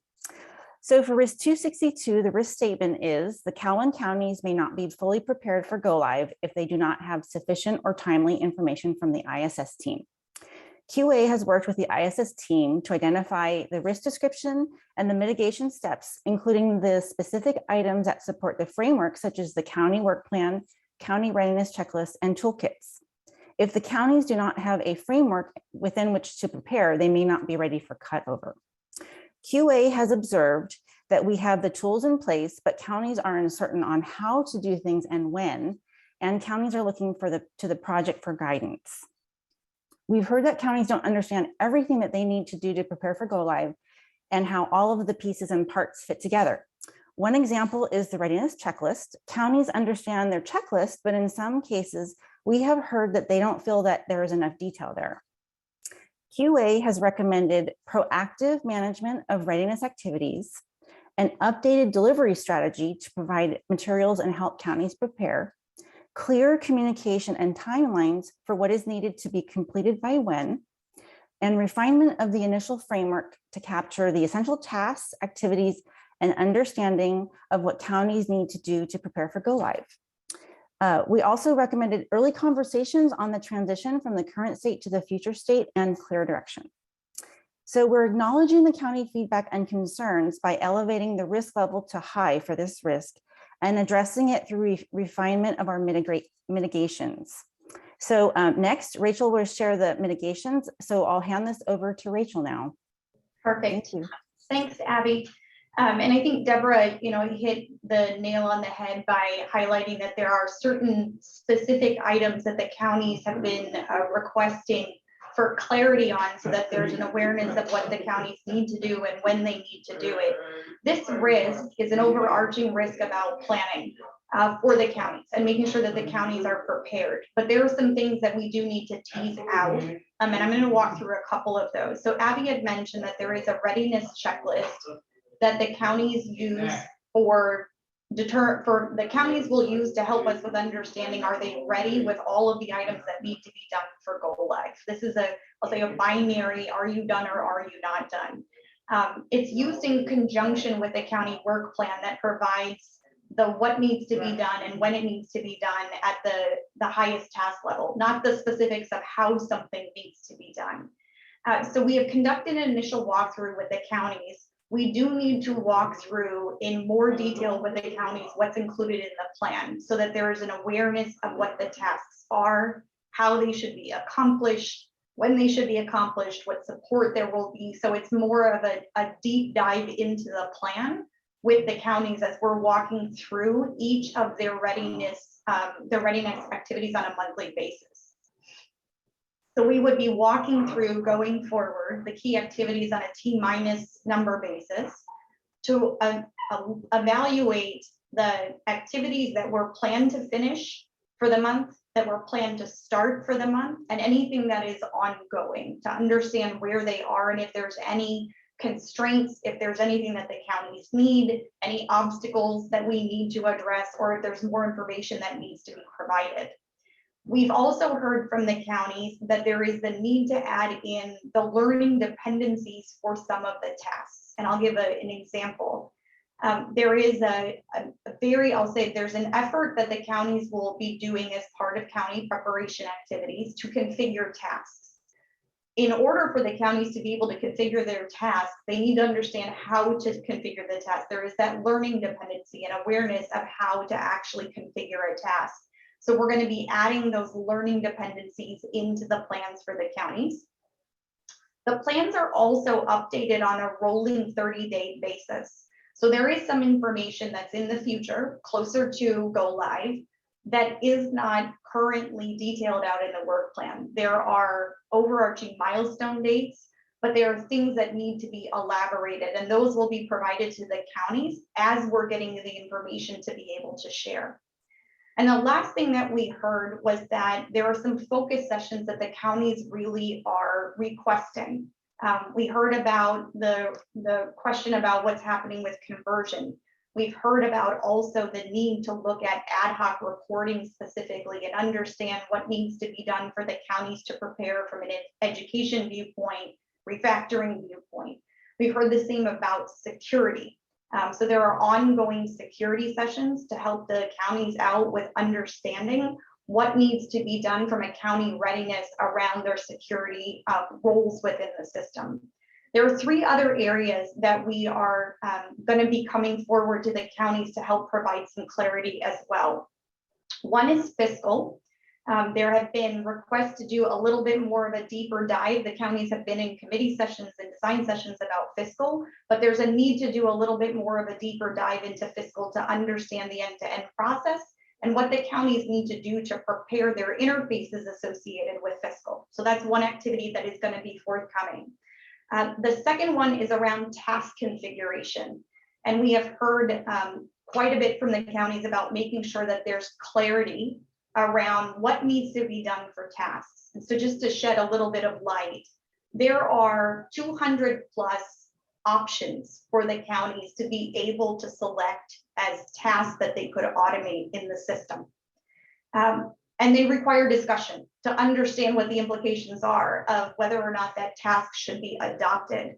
Once those are identified, then there is a need to be able to know how to configure that task in the system so that when it gets validated later on, that task is actually in place. So there are a number of steps to actually get the task configured within CalSAWS. And then the last area that we have heard as well is around document routing. 2 places in particular, what we have heard from the counties around document routing. One, in understanding of how the CalWIN documents map to CalSAWS documents because they have changed in terms of the document types. And then once we get those document types identified, how can those documents be routed in CalSAWS? What are the rules associated with that? How do I actually make that happen in CalSAWS, which people will be getting later on in training? So this is what we've been hearing from the counties, and that detail is getting incorporated both in the plans, but then also through these facilitated sessions. If we go to the next slide, I want to give a little bit of an overview on how we're actually reporting back progress. The TOS teams are meeting at frequent intervals with the counties. Right now for wave 1, they're meeting on a weekly basis with Contra Costa, and they're meeting on a monthly basis with the other 2 counties. And the intent of those meetings is to understand those, what am I supposed to have started? What it was supposed to have been completed? What do I have that's in progress? What help do I need? The dashboard that we have collects this information from those conversations and is updated no less than monthly. That dashboard is then provided as an extract in an Excel format for the counties to see where they are relative to their progress. So through these conversations, the dashboard is getting updated, and then there is an Excel extract that's provided. We are going to be adding, as part of the dashboard, the ability to view late start and late completion related tasks relative to readiness for the counties. Right now, we can see what's in progress, what has not started, what has been completed, but we need to have that view of what is a late start or what is actually late to finish as well. So that's what's going to be coming as we move forward on the dashboard front. And with that, Michael, actually, I'm going to turn it back to Abby. We're going to go to 270 first. Why don't we go to 270, Abby, if you want to go there next. Yes, thank you, Rachel. So for next slide, please. Yes, thank you.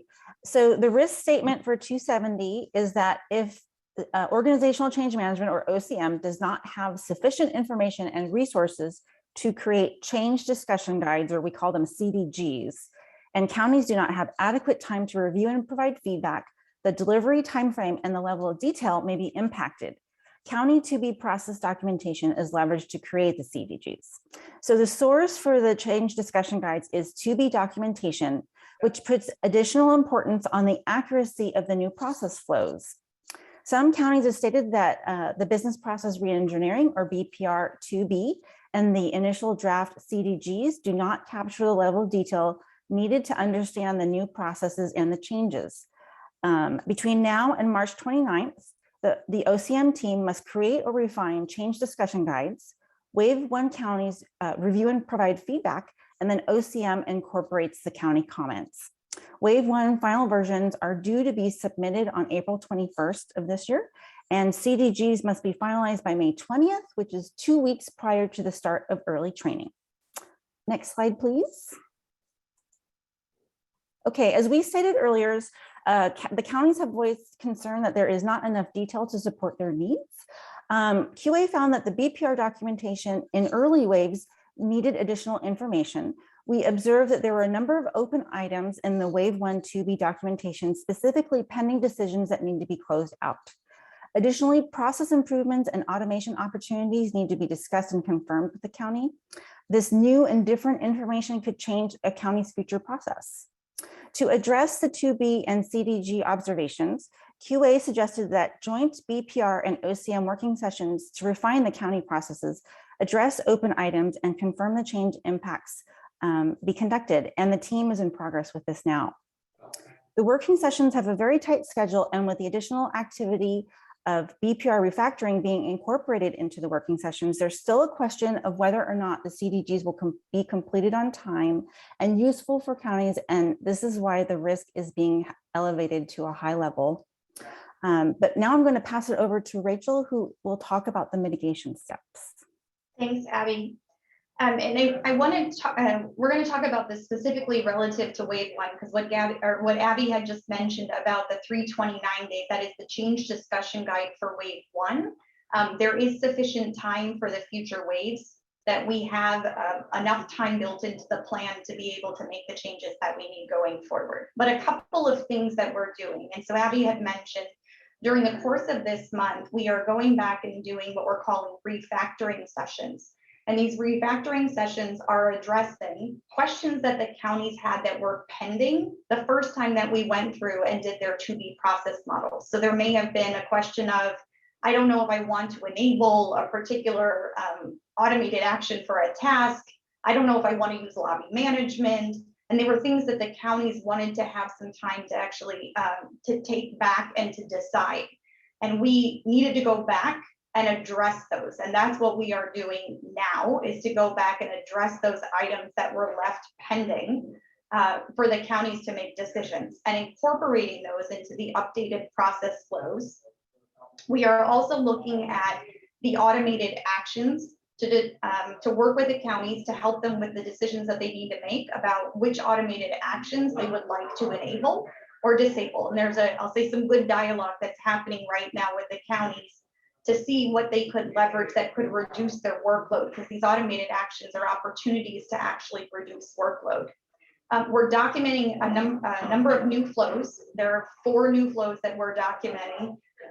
Some of that is based off of the feedback that we heard from the go live for C4. Example is the delegated admin access for community-based organizations. That was something that we learned that we needed to really put a process around and make sure that there's clarity about how that's going to work.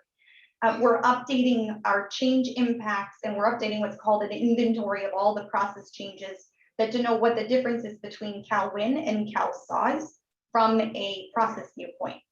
And we're publishing that progress on a weekly basis. We're then moving into updating the change discussion guides, and Abby had provided some clarity about what those change discussion guide comments were that were coming back from the counties. We had put out a preliminary draft. The feedback, in addition to what Abby had cited, was that sometimes there was too much information and the change was lost because the counties were struggling to understand what the actual change was. And that was really getting lost in what was provided in the previous version of the change discussion guide.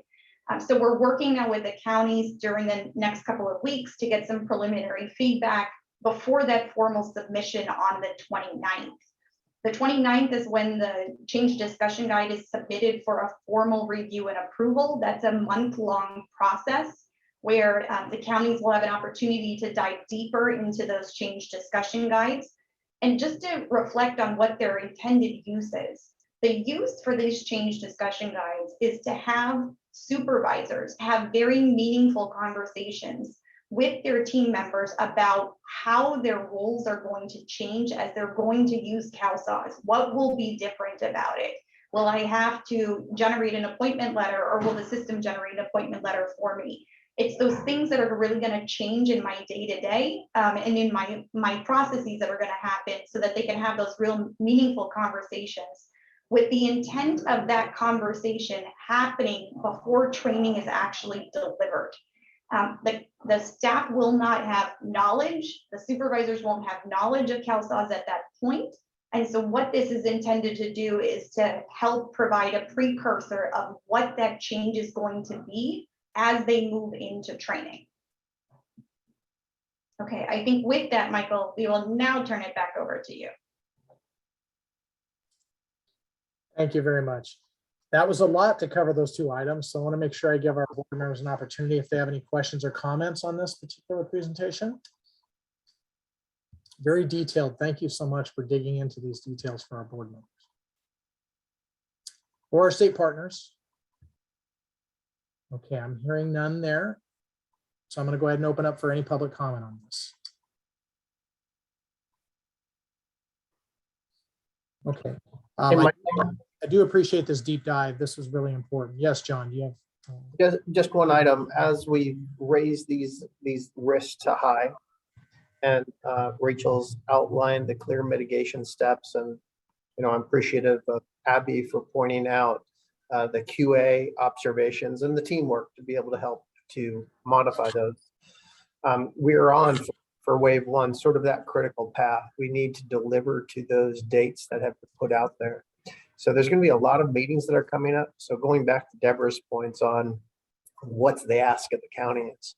On the wave one counties, it's going to be asking for participation in those meetings and clear decisions. We're going to have to make decisions on these things to get these items to done. And none of these are going to be perfect, but we have to make sure that they're good enough to be able to see that and surround folks as we go forward. And that's going to be a matter of discernment as we go forward. So as we're working through, Diane, Mary Seville, others, the regional managers will be working with the counties along with the ISS team. But the big thing now is sticking to that time frame, getting those decisions made, and getting those documents produced so that counties can start using them. And we are on the critical path on those things, and we'll be reporting back on how we're performing against those dates that Rachel articulated. Okay, great. Thank you very much for making that point, John. This is crunch time. This is where we really do have to put all hands on deck here. And I know that the directors are committed to this, so I'm confident we'll have the resources needed to get engaged on this. Okay, any other comments on this particular presentation? Okay, then we'll go ahead and move on to the next. Thank you very much. Appreciate it, Abby. Appreciate it.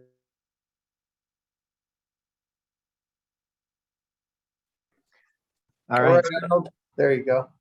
All right. Well, thank you, and hello, everyone.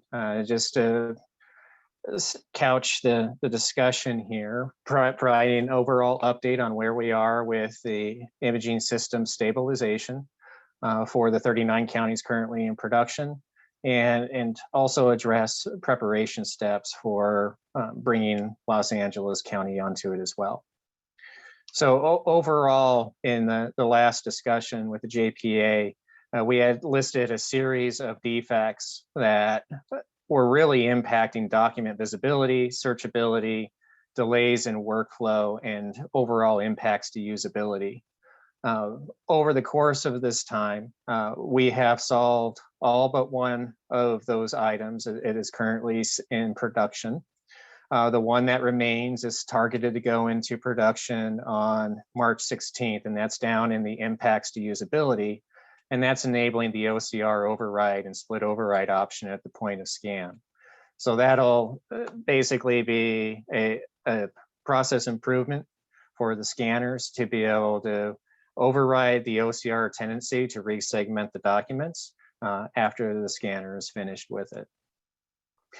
We have had positive verification from the 39 counties on the impacts or the positive impacts that these defect fixes have had, as well as we've been able to decommission workarounds that were in process until the defects were fixed. So overall, we're seeing an improved user experience with the caseworkers in the counties. If we move on to the next slide. There's still a series of defects that were in the original batch that were targeted for closure in the March timeframe. One of those was a back-end change around our contention on the drawers where the images were. That's scheduled to go in tonight. The second one is one that will be a very large help to the caseworkers as well, around our barcode logic change to return barcodes when there isn't an active program. That's also scheduled to go in tonight. And then the last one is the enhancement that I talked about on that previous page, which is the OCR override and OCR split. And that's going in on the 16th. If we move on to the next slide, please. So where we are right now, from an overall perspective and prioritization of the teams, is still focusing on improving the experience for the 39 counties that are currently using the imaging application, as well as preparing for Los Angeles to go live as well. And so we're continuing to focus on the high priority defects and the enhancements. So the last one will be closed out on the 16th, as well as we're continuing to execute performance tests, because there are changes that have been made and changes that will need to be made as we scale the system to handle both LA as well as the other Calwin counties. Additionally, we're assessing our system queues, the admin, what's called the admin exception queues, as well as the other exception queues, because these are the queues in which documents become invisible to the caseworkers. They're visible to the system administrators or the technical staff on the back end. And so it's going through the exception conditions and understanding if there's other defects that are creating more of those so that we can address those defects as well. We're always looking at assessing our queue processing times, because that really gets into how quickly it's taking for documents that come in either through Benefitscale or through the scanners to actually make it through workflow task generation, and looking at ways that we can continue to shrink those times. The other component is just around prioritizing the defects and preparing and aligning that with all the constituents, the 39 counties as well as Los Angeles. So we've walked through the list of defects with consortium and QA and created a list of prioritization, and that prioritization is really focused on impact and scope. So how broad is the impact and the defect? Is it impacting a small number of documents and cases, or is it universal across the user base? We've shared that list with Highland so that Highland can see the full impact of it. And they're in process of assessing how many of those can be included prior to the 4/25 scheduled Los Angeles County go live. So we're expecting that input this afternoon from Highland. Additionally, we're then going to schedule those prioritized items into releases, and we're proposing weekly releases that also include a week of testing and regression testing, and we'll have that schedule finalized by the 17th.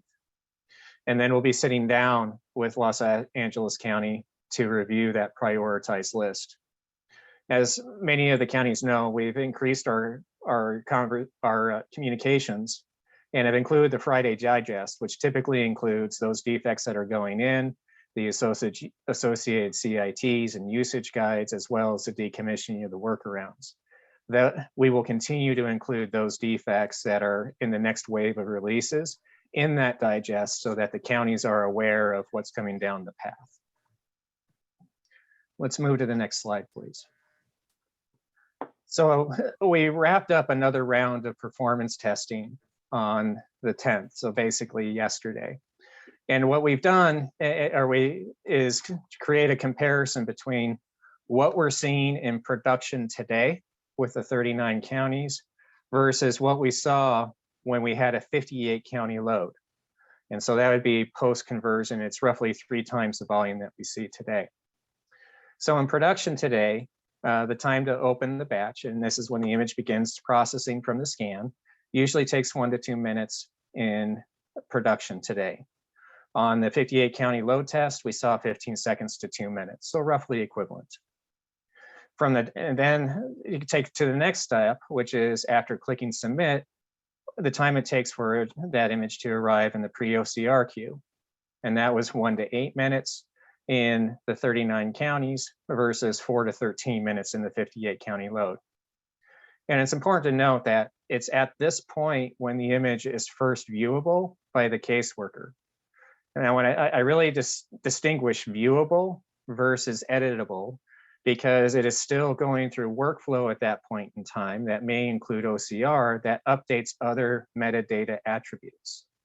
And so that update and the release of that image to be able to be edited occurs after workflow is complete and the task is generated. So during that period between that pre-OCR and task completion, the image is still searchable and findable by the caseworker, so they can still reference it to the case that they may be working on, but they're unable to pull it out of the queue and take other action on it. That timing actually varies between whether it has it's a barcoded form or whether it's going through the OCR. So if it's barcoded, it's taking between 15 and 30 minutes to go through in production and hit the task generation phase. On the OCR, if it's going through the brainware product, it's taking between 30 and 60 minutes.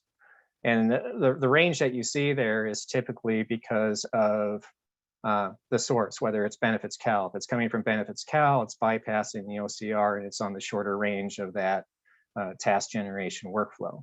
If it's going through the scanners, it's on the higher end of the range. So that's where we saw the variance between what's currently occurring in production versus what we saw in the performance test. And so in the performance test, we saw that it really took 1.5 hours to 2 hours or over 2 hours based upon whether it was barcoded or non-barcoded for it to clear workflow and complete task generation. And so that is the remaining area of focus that we have with Highland is how we shorten that workflow time and speed up the task generation, which then allows the caseworkers to be focusing on being able to complete and verify the rest of the metadata on that image. So that was the most recent testing that occurred last Wednesday. We're going to look forward to another round of testing because obviously where changes are going to be made to the underlying infrastructure to address the bottlenecks that we did observe during the course of yesterday's test. And that next test is going to actually have 3 tiers in it.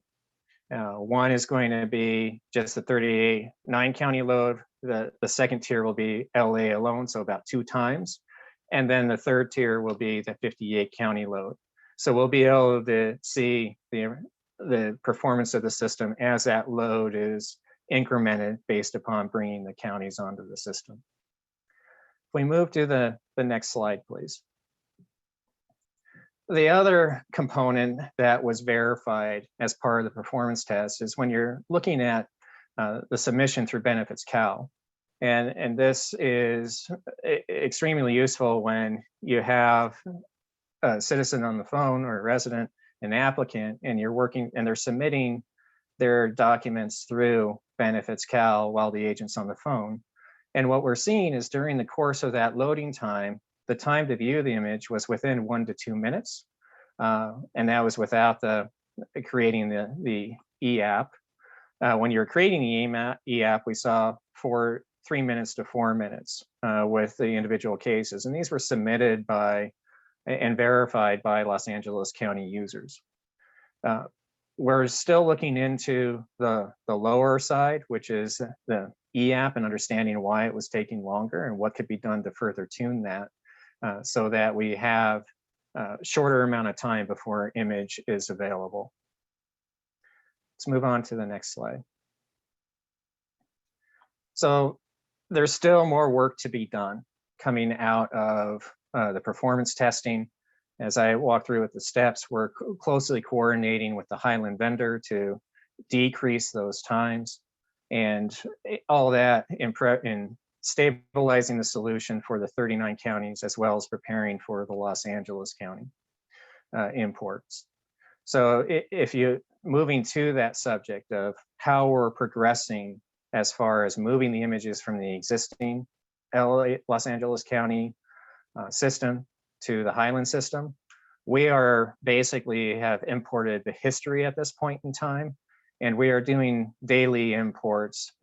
So basically we the differentials are loading images from 3.6, and this update was from a couple days ago.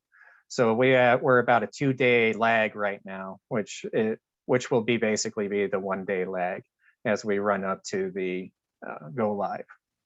So that's positive. That means the production database has full volume, Los Angeles, or full imaging volume between the 39 counties, as well as Los Angeles County. And so the performance that we're seeing in production has full load of images, at least. It doesn't have the LA volumes with incremental imaging, but it does have the 39 counties, and the database is full size in preparation for LA. Let's move to the next slide, please. In parallel to the performance testing with all the defect testing, we've also been exercising the model office for Los Angeles County. And of those 60 county developed scripts, 1 has started, 53 have passed out of the 54, 6 were withdrawn. The 1 started will be closed once an SCR is implemented on the upstream task management side, and that's expected in the next couple of weeks. So before Los Angeles County goes live, that 1 started will be completed. The imaging UAT for Los Angeles County, the retest has been completed with no outstanding issues. We move on to the next slide, please. The other component that we are tracking is around training completion for Los Angeles County. And these stats are as of March 9th. So this is a rough burn up chart that shows how we get to the end state of over 16,000 employees that go through training. Right now, we're sitting at about 36% complete. Total enrolled are 17,000, complete 6,000, started 2,000, not started right around 9,000. So that's also being tracked as we approach the new go live date. If we move on, we show basically that the training is important and is being tracked. The system performance is being tracked, and that we continue to really focus on making sure the 39 counties continue to stabilize. The last point I'll leave with is that we are going to be working with both the 39 counties. The project team has been scheduling site visits. The last one is going to be with Imperial. We're scheduling more. We're also going to be sitting down with Los Angeles County to go through their existing imaging processes and validate the timings as well as the dependencies on the system. So with that, Michael, I'll turn it back to you for questions. Thank you.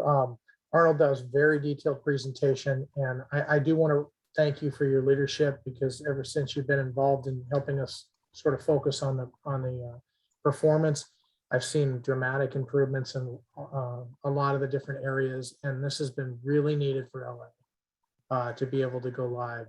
We've only got, I've mentioned this before, 1 shot at doing this right.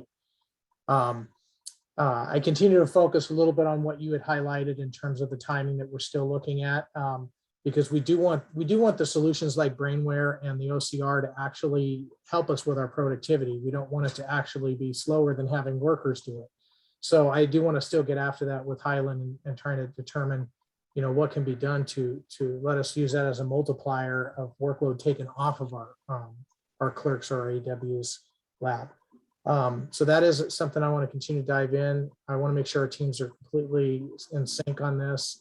And I really want to make sure that April date, we can stick it and be happy that we took this extra time to do this. But I do want to thank you because you do explain it very clearly. It does help us separate where the issues are, and we still have a few that we need to hammer home. And I want to open it up for other comments from other board members or any other questions the other board members might have.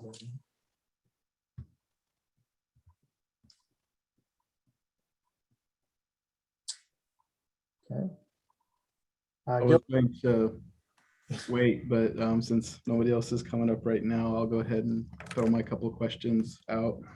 So the first question that I have is one of the challenges that well, like before and after, if you will, we used to have reports out of the imaging system that we're still not really getting, from my understanding, in the new imaging system. I was wondering if there was any update on that. And then the other question that I have is that I think in the long run, the OCR idea is what is the brilliance of this imaging, and letting that OCR run through the image and know where it belongs. What's the process of becoming more confident in the documents coming through Benefitscale so that it can go through the OCR and get where it needs to be rather than just going straight to the case? So the first one around the reports, I know that we do have, or there is a subset of reports that are available. I know there's questions around the timing of those reports, meaning I believe that right now we're detecting a day or two lag. And so that's one of those items that we are also working with Highland on how we can improve that. There's also dashboards that are available within the solution, and those are more real-time dashboards. And so there's a combination of using the dashboarding function as well as those reports. And so we're working with the counties to understand where those gaps are so that we can further look on how we can close those. On the OCR component. Hey, Arnold. Yes, sir. Just one thing to jump in. I just wanted to pause there and ask Gilbert if we should come back around and do a presentation at a future board meeting on where the reporting is, what's available between the dashboard and the reporting, and or else we could probably loop back with you all in San Bernardino County specifically on that. But that seems like a very important point where there is a real or a perceived gap that we just need to be able to identify and possibly close, whether it's knowledge or else maybe it's an enhancement. In regards to that, I know San Bernardino County is struggling with the reports. I am aware of that. I don't know, from what I'm hearing, it doesn't seem to be as big of a concern for some of the other counties. So I'd hate to have it, take out time in the JPA meeting if it is kind of one-off-ish, with our county. But I do believe that the Calwin counties, as well as LA County, anything that they're used to in their existing imaging system of report out, knowing the differences of what Highland offers. And to your point, Arnold, about what's in the dashboard compared to what's in reports, compared to what's available and what won't be available anymore because it's a different system. So I don't know that I'm the right person to say, yes, bring it back to JPA, but I do know I'm the right person to say San Bernardino County needs a little bit more clarification still. And we'll schedule a meeting with San Bernardino and have the team walk through that. So one, we can see where your gap is, where you're feeling it, and two, understand if it's already being filled through the dashboards and other reports that are available, or if we need to get an enhancement request to close that gap. Then we'll make sure we'll make sure that we share that out with the other counties. It may not necessarily need to come back to the JPA board, but we'll make sure it gets shared out as well. And if you don't mind, I know that they don't have a member on the board, but Riverside and San Bernardino share a lot of the similar concerns. So if we could loop Riverside in there too. Absolutely.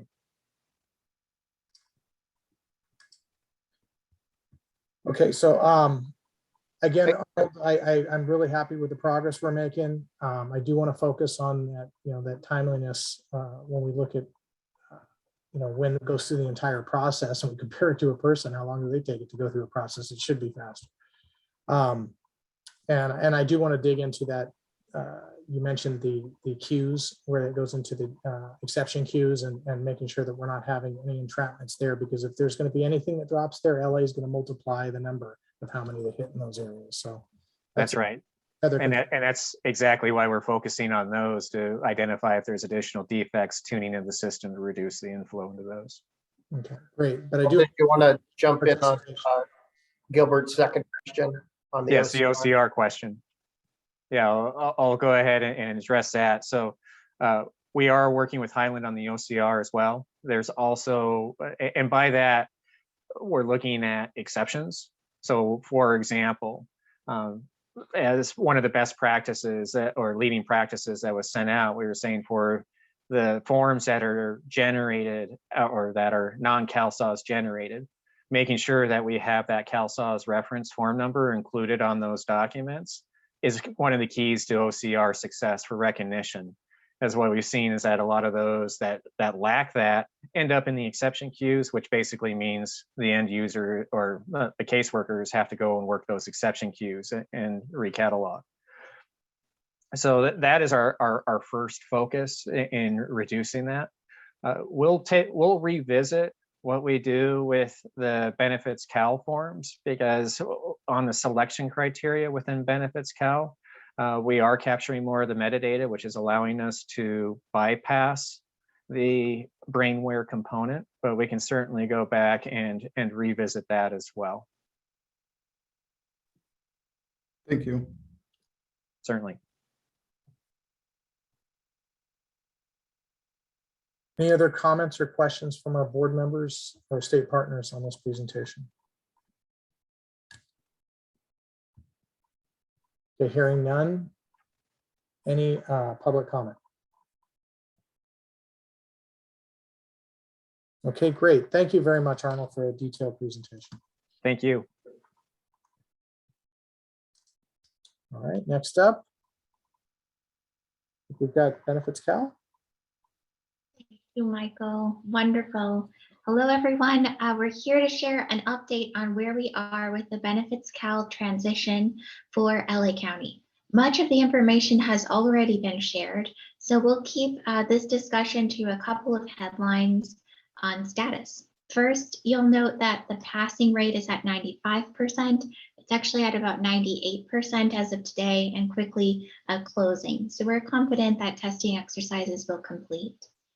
Security testing and performance testing are running their way through regular weekly planned cycles. So we'll continue to support testing efforts there, and they remain in green status. Communications noted toward the bottom of the table are in a yellow status. That was there while we were determining the go live date for LA County's transition to Benefitscale. Now that that's set for April, we'll be working to replan the communication strategy, then when the communications will be sent in their schedule, and we'll quickly update this status to reflect the adjusted plan for communications out to customers as well as to CBOs for Benefitscale. And lastly, partner readiness. We're working through just one last activity there as it relates to CBO access requests. That's the status for Benefitscale. We're certainly on track to complete this exercise and appreciate the opportunity to support LA County as we transition over to Benefitscale. The subsequent slides contain details that support this summary, but in the interest of time, we wanted to make sure we shared those headlines, and I'd be happy to answer any questions around the overall status. Okay, so you're turning it back? Yes, thank you, Michael. Okay, just opening it up. Any questions, any comments from our board members or state partners on the Benefitscale update? All right, I think we're ready to start rolling on that one. Any public comment?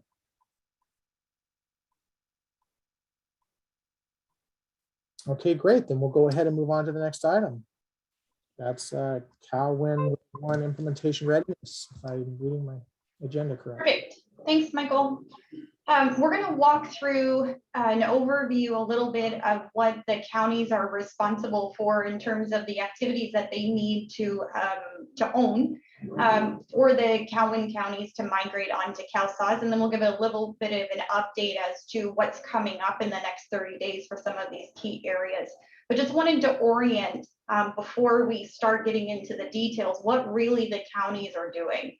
And we categorize them into these 5 categories. Starting off with learning, the counties are really going to be focusing on understanding these process changes that we're documenting in the process flows.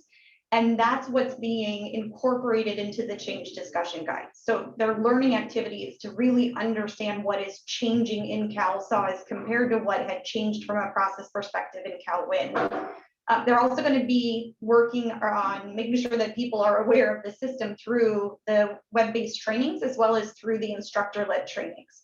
And then lastly, on a learn perspective, is that in order to operate moving forward, there are some processes that are specific to CalSAWS and communication channels that are specific to CalSAWS that the technical teams in the counties will need to understand in order to be prepared to operate as we move into production.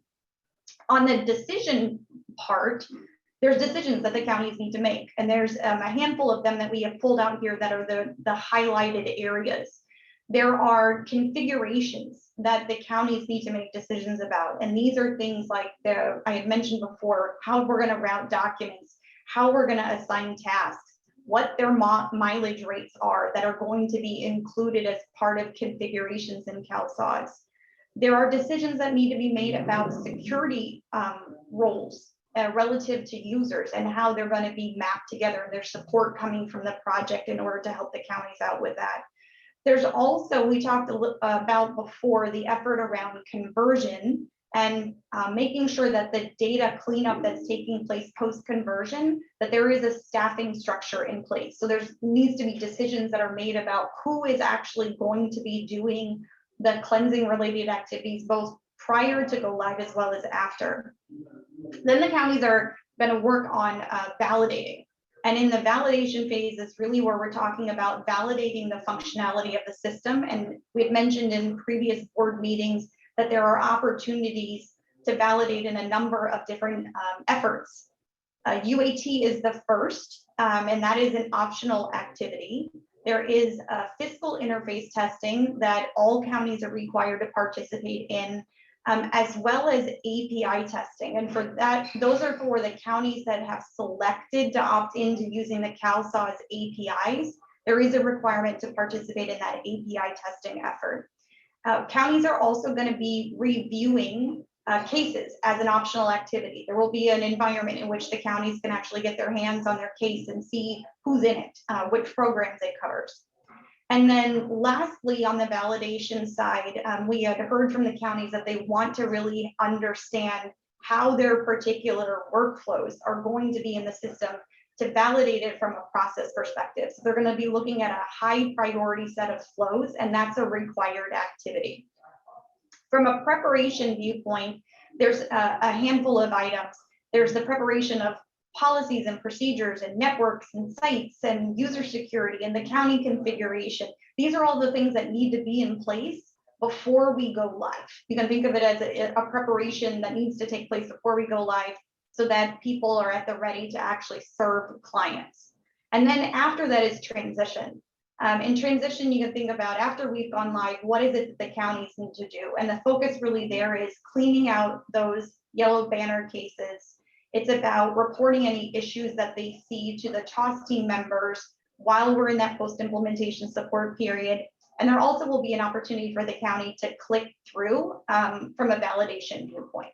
So I'm going to just use that as a bit of an anchor. There's a variety of different staffing suggestions in terms of who all would be involved, and we've provided the overall timeline, but we'll go into that in just a minute. If we could go to the next slide, I wanted to give an overview on organizational readiness, just to orient folks. There's a number of things that the team has actually leveraged, and there are things leveraged from WBTs to sandboxes to job aids that already exist for CalSAWS. And what the project team is adding to that for the counties are things like the work plans that I had mentioned before, the go live readiness checklist, the business process flows. They're adding in process change inventories. They're adding in discussion guides for change. They're adding in the change network champion effort, change readiness surveys and results that the counties can use to measure how well they're progressing against the change.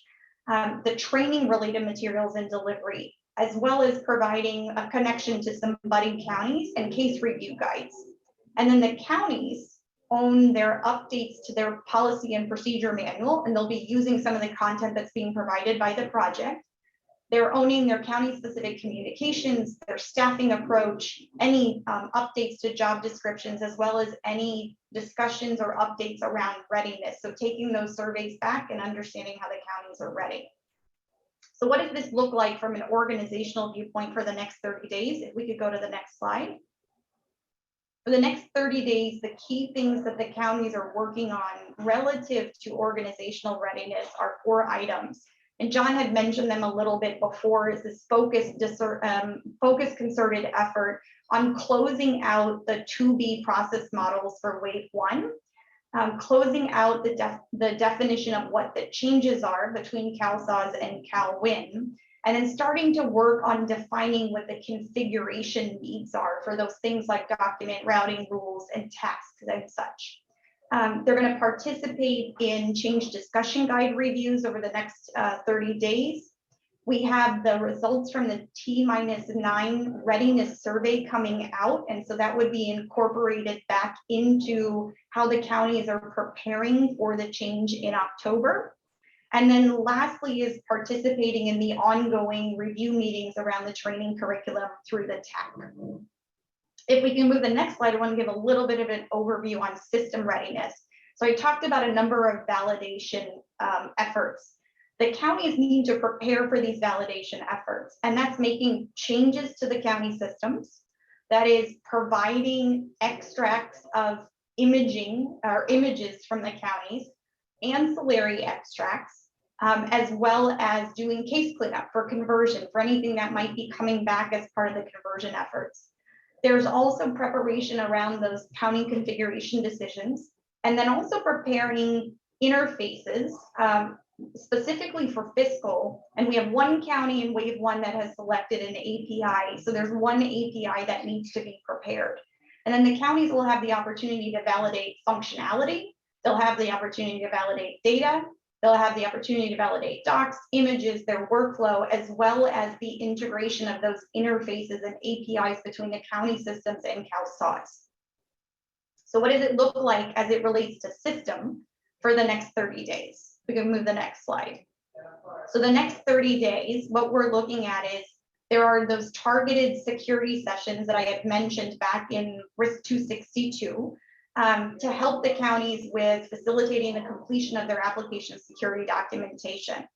The counties are also providing some preliminary feedback around UAT preparation activities across the next 30 days. There are ongoing data cleansing that is coming back to the counties, coming back in the case review guides to update cases in CalWIN. The counties are also continuing to do sampling of images as they're providing those image extracts. They're going in to verify what those images look like. And then lastly, the counties within the next 30 days for wave 1 are going to be making sure that we have the decisions about call flows.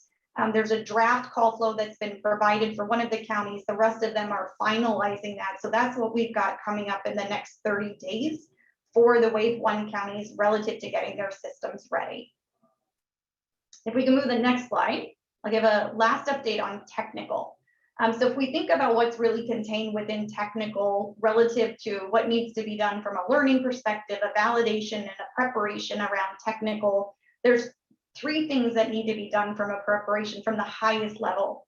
The counties are responding to CITs and CURFEs that are coming back around their requirements for security, their requirements about their network, their requirements about their business requirements. They are also, as part of this technical readiness, preparing for their hardware and software by procuring and configuring what needs to be done in the counties for their network and their software and their hardware. And then lastly, preparations are around updating their county-specific technical operations and any type of communications, given that there will be ongoing communications with CalSAWS around the technical operations to make sure that those are in place. And then what the counties will validate is that they're going to validate the technical operational readiness. They're going to validate security compliance. They're going to validate readiness from an integration partner test. And they're going to validate from a readiness perspective that the software and the hardware and the network is actually ready. So that's where the counties are going to be focusing from the highest level. If we move to the next slide, next 30 days for technical readiness look like this. The first is facilitating on-site hardware installation once the counties have completed their hardware procurement. So there are counties that are going to be starting to do that within the next 30 days. We have received from each of the counties a preliminary response to the network architecture curfew. There's a couple of questions that need to be refined, but the counties are going to be working on finalizing those curfews that we have coming up within the next 30 days. So Michael, that's what we have relative to wave 1 readiness related activities. I'm going to turn it back over to you. Okay, great. A lot of things going on. Yes, very busy. I want to turn this over to our directors for questions for the presenter, for Rachel and Gabby on this particular item.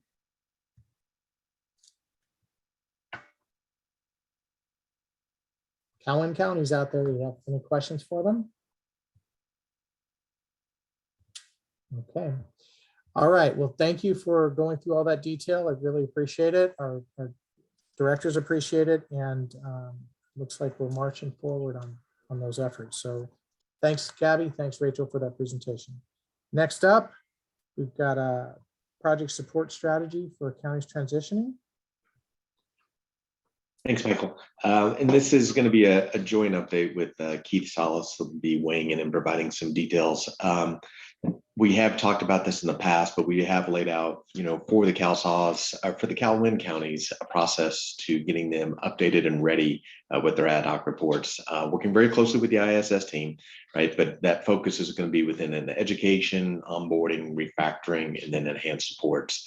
So one of the key things that we're working on right now is educating the counties in terms of what are the documents, the ad hoc reporting that is available today within the system that they will be able to leverage. So let me pause and let Keith provide some more commentary here. All right, sounds good. Thanks, Greg. Yeah, there's a lot going on here in terms of we look at this as a 4-step process. Might be a little bit easier when we get to the next slides to kind of show you where we are on the timeline. But suffice to say, let's look at the education. What we want to do is make sure that the counties understand the current reports that exist in CalSAWS today. Why is this important? It's important because they know that they've got a large list of ad hoc reports that they want to refactor, and they think that they need to refactor. What we've seen as we've been having discussions with the counties is, specifically with the Wave 1 counties, a lot of reports that they need to refactor they already exist in CalSAWS. So it's a good problem for them us all to have, that it's already there. So we've been able to convey that information to them, and essentially they can take it off of their list. So that's one big thing that we look at from an education perspective. Some of the others, I'm kind of going out of order here, but doing that by design, is making sure that the counties have access to the CalSAWS data structures. That is the tables and the columns, so that they understand what they need to refactor to. And then an accompanying document that will be helpful. I'm part of the data analytics team, but I'm also responsible for the conversion team. We also provide to them and provided an overview to them. I believe we did it last week and recorded it. How to use the conversion mapping report. And what this will really help them understand is if they have a table and a column they need to refactor to, they can look to this report and say, well, how did the conversion team do it? And it shows them there. And to a certain degree, that allows them to help to self-serve.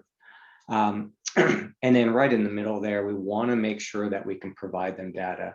Now, I talked previously about golden data sets. We're in the process of delivering an all 18 county data set to the project. We just completed that last week. We're in the process of putting it, call it on the shelf, so that we can utilize that as a project and respectively the counties. So what we've committed to is by April, we will have this data available to them. And then lastly, if the counties choose to do so and they need help, they have the opportunity to reach out to the project and request support, more detailed support with respect to like refactoring the reports themselves. That would need to go through a county purchase, and we would need to get that into the prioritization process, change control respectively. But that we're leaving that one as an opportunity for them if they need to explore. We can go to the next slide. This gives us a visual of everything I just talked about from a wave one perspective. Maybe a little bit behind the curve on this, and I'll explain on the next slide. But we want to be able to do all those things that I just spoke to. We have the initial kickoff session. So far, we've done that with wave one and wave two. We're planning for this month, getting wave three, going through the initial kickoff meeting, and then walking through a series of the curriculum that we have here. And I'll just go to a very high level. We do a reports overview, which is the CLIC solution. It's the enterprise reporting solution for CalSAWS. We want to make sure that they understand it. It's an intuitive tool set, so we want to make sure that they understand it. We also want to sit down and understand with them, how do they utilize their reports today? And this is where we've been able to find out that there are reports in CalSAWS that they can leverage with, and not need to refactor. And then a series of others. There are data sources within CalSAWS today. EDR is one, and how would they utilize it? How do they access it? And we want to make sure that they understand that. And the last is really about the data structures and conversion, as I just mentioned. We want to make sure that we get all of this complete, this curriculum, about 4 months before they go live, and we'll have that continued support as they prepare for go live. 4 months there because we recognize they need to refactor and they need that lead time. And so, and that's essentially where we're at now, is we've gone through a number of those overview sessions with the wave one counties, and we're making good progress there. If we go to the next slide will show it from a wave 2 through 6, and I won't have the months in here, but I'm doing a T-minus, time to go live. And what we would like to really be able to do is 6 months prior to the go live, have this curriculum complete. As I mentioned, for the initial discovery sessions, we've already done that for the wave 2 counties, and we're in the process of doing that for wave 3 in the month of March. So we're on this correct timeline with respect to the counties. The last slide is just what I spoke to. It's the initial discovery sessions that we're having with the counties, and as we can see here, wave 1, wave 2 complete. The status on wave 2 is a little dated here, but we did complete those in the month of February, and now we're on to wave 3. That was a lot, very quick. Michael, I'll pass it back to you and see if there are any questions.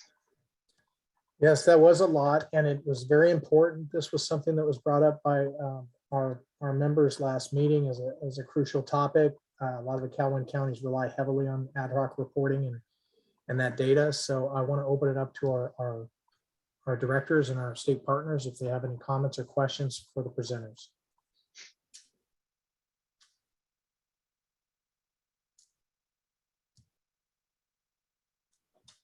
Okay, then I think you guys covered it very well, and I want to thank you for jumping right on that and making sure we have a good roadmap for our Calhoun counties. Okay, then thanks, Keith. Thanks, Greg. Brings up Karen and Lisa on CalSAWS release and policy updates. Good afternoon. We have a number of policy updates this time around. We have about 4 pages ones. I'll cover them at a high level, considering time. And from a CalSAWS perspective, we typically do a every other month release. So those are accounted for in this presentation, but there is an awful lot that goes on between those bi-monthly releases.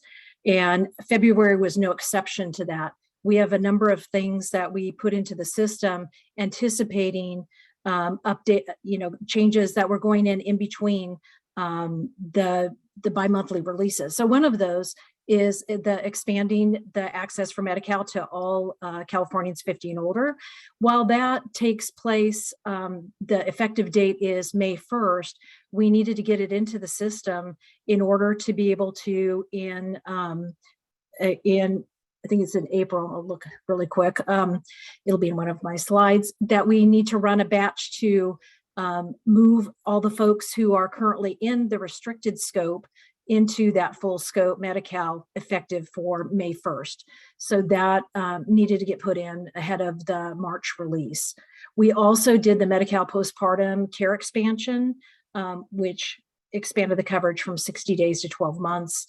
We had a number of priority releases in February, and a number of those are to do one-time processes or batch processes to catch up changes in eligibility that were taking effect at various times in the month. And we also ran the CalFresh emergency allotments for January and provided the safe drinking water approval notices for those who will be part of the safe drinking water in Kern County. And then finally, we also deployed a number of Spanish translations as part of our ongoing correspondence updates to bridge that gap between what was in C4, what was in LRS before it became CalSAWS. If we look ahead to March, in this month, we're finishing up our testing. It's going very well. And we have a number of items in this one as well. Lots of policy items coming up, the 60-month time clock and the welfare to work 24-month time clock, getting ready for those. Also, the applicant earned income disregard being increased, and the CalWorks pregnancy special need. We are also putting in some of the changes for the GAGR for the 18 Calwin counties. And then we have some batches again to update various areas related to policy changes. And then we are doing some additional Spanish translations on some state notices. So we continue to work through that effort, as I just mentioned. So if we look at April, these are items that are currently in development. And we have the earned income disregard increasing. We also have running the batch for the pregnancy special need that we just put in March. We also are looking to do additional changes to get ready for the change to the 50 and older, as I mentioned earlier, catch all those up and get the restricted scope moved over to full scope. And we are also working across CalSAWS and Benefitscale to complete the Benefitscale 3.0 release. And then we will still have CalFresh emergency allotments for the 40 counties for March. And then finally, we have a shorter list for May that will likely grow as we get closer to May, because these are items that are currently in design or just starting into development. And there are a lot of GAGR changes, as has been mentioned as part of the previous presentations, and additional policy updates, and then running the batch to apply the earned income disregard. And we also anticipate doing the CalFresh emergency allotments for the month of April. So there's still a lot going on in the policy world while all the rest of this is moving on, and we'll update it in time for the next month's release. So I'll turn it back to you, Michael.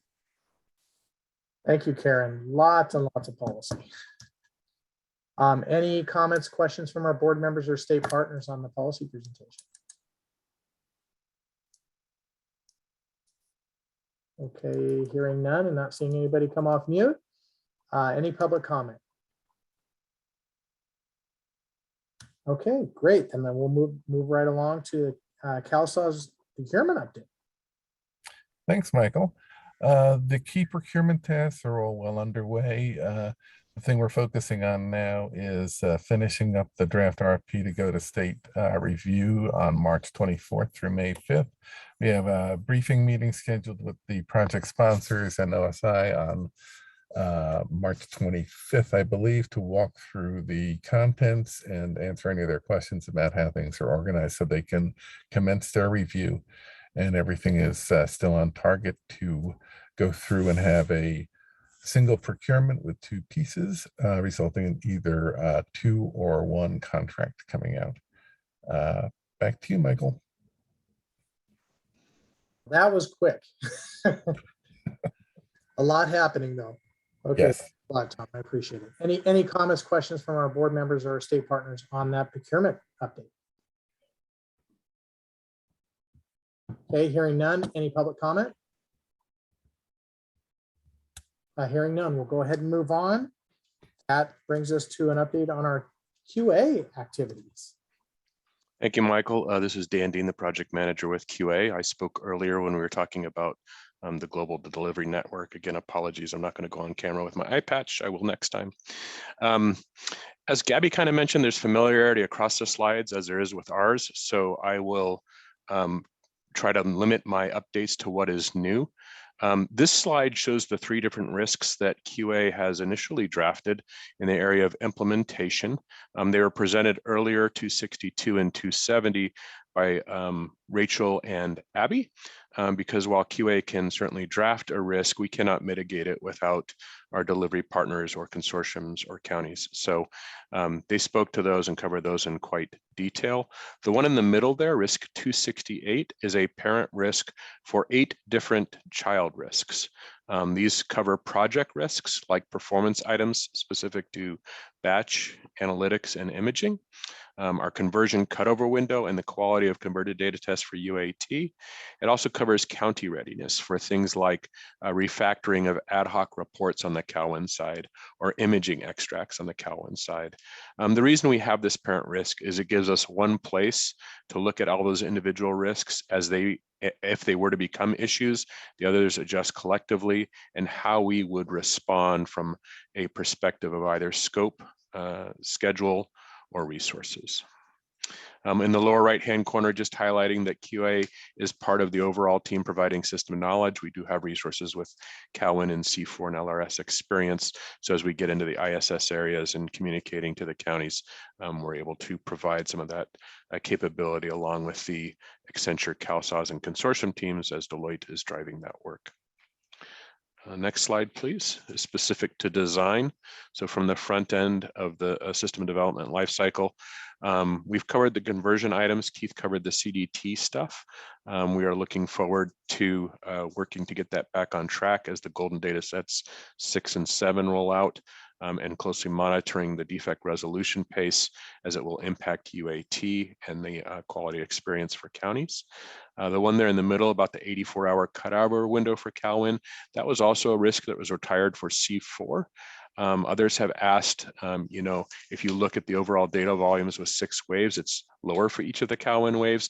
However, there's significantly much more transformation as the CalWIN data model is not nearly as similar to CalSAWS as C4 was. So we are monitoring that item as we did with C4.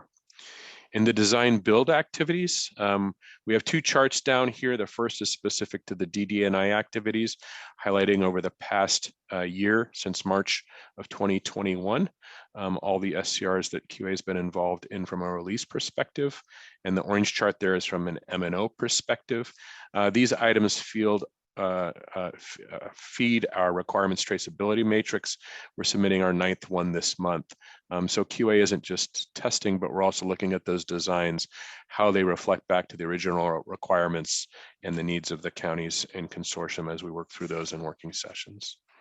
On our watch list, we've highlighted a few things. The first is the testing of the GAGR functionality during converted data test. As the later golden data sets roll out and their impact on both rules and correspondence. We are monitoring the functionality of GAGR as it rolls into UAT. We know that our UAT will occur once. It will be it'll include data from 43 counties. So the wave 2 through 6 counties will have a subsequent opportunity to test with their data as part of county data validation. They can also do their GAGR testing as part of case creation during UAT. And then the final bullet there is about integrated end-to-end processing, sort of front to back across each of the tiers of the application, from portal to CalSAWS to imaging and our various interface partners. Next slide, please, is from a technical perspective. We're involved in production performance monitoring and SLA compliance, which occurs monthly. Reviews of the help desk. We've been working collaboratively with the operations team on updates to reports that cover aging statistics. Security recommendations. One to highlight here would be an AWS S3 bucket is essentially a folder, a data store of where things are kept. And QA has worked with the consortium and Accenture partners on a recommendation that has allowed this to create automatic encryption and avoid situations where folder stores get created in the future without encryption. On imaging for LA Go Live, we've been reviewing performance results and resolution of defects that Arnold highlighted, the training completion statistics, as well as the communication of imaging best practices. There's 2 specific CITs we'll work to confirm get reissued right prior to go live in April. And then from an M&O assessment and recommendation perspective, this is related to imaging since go live for the C4 counties. We have worked with Accenture and Highland on an approach of peer reviews for future maintenance updates. That was in place for code, but for scripts it was missing, which was really the root cause on a couple of incidents related to the data restore incidents here we've highlighted in the second bullet. Finally, from a service level agreement perspective, we have discussions ongoing, not yet resolved, but with Highland and consortium about adjusting some of our OCR thresholds. Those thresholds are quite high. We don't anticipate hitting those thresholds with a new approach to OCR, so we're looking to reduce that threshold so it can be a relevant SLA. Next slide, please. Independent test and UAT for release 2203. We're currently at 99% passed. This says 95%. Today's update is 99%. We have highlighted where we've seen the most defects, which is what we were asked to do. It's in the area of GAGR, not because GAGR necessarily is being built poorly. It is just 90% of what's in the DD&I release for 2203. So you would expect to see those highlighted here as well. In the lower left-hand corner, we have highlighted total defects found by release all the way up to 2201.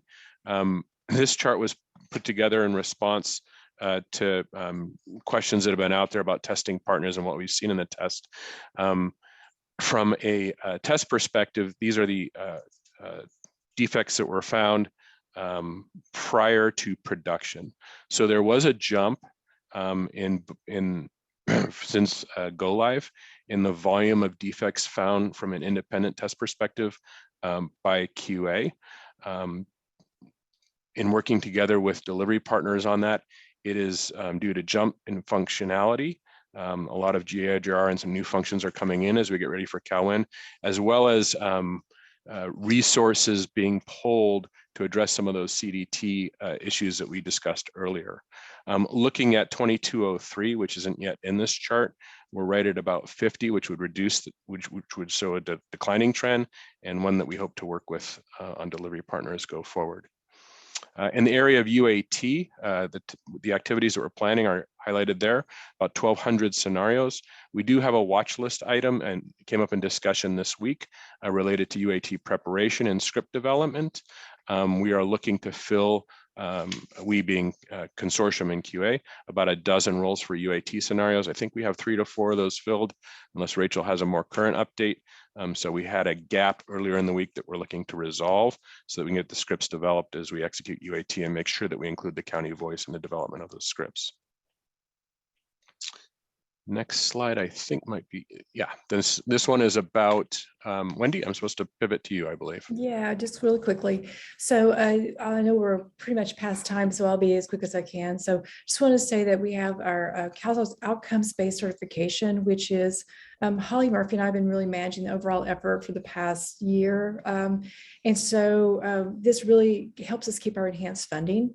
Back in August, we completed our operational readiness review, or ORR, and honestly, our teams did a great job. They went through, a lot of the criteria. We have like 25 eligibility enrollment outcomes. We have 21 standards and conditions that we have to show how we're meeting those. So the teams went through system functionality and demonstrated all of that, even from, starting with Benefitscale with a case, taking it all the way through to CalSAWS and then all the way to central print. And we did that for various scenarios to demonstrate that the system is actually built to meet all the EE requirements. We also provide a lot of documents around requirements, design, tests, defects, risk, security, implementation, like basically everything that we're doing to say that we were ready to cut over to the C4 counties. And really all the outcomes-based certification at this point has been about the C4 cutover. We will have some updates coming up for the CalWIN as we get to each wave, but right now it's all about C4 counties and as they were cutting over to CalSAWS. From our August review, CMS had a couple of suggestions for improving the system. One was around task management. It was already implemented in November's release. And then we have another one. It was really about e-verifications and is going to be targeted for after our last CalWIN cutover. So, but for our for our certification review, we're collecting artifacts right now, and there's a lot. There were a couple of things that were left over from our operational readiness review, and there's a lot that are actually very specific to our certification review. Some metrics, some dashboard reporting, some things that are like for SLAs, for example, that didn't have to be at ORR, but definitely are at our certification review. So we're collecting those now. One of those artifacts is the CalSAWS migration final acceptance deliverable. And so that's already in progress. We're going to bring that status back to JPA in April to show you how we're progressing on that, we being the global team.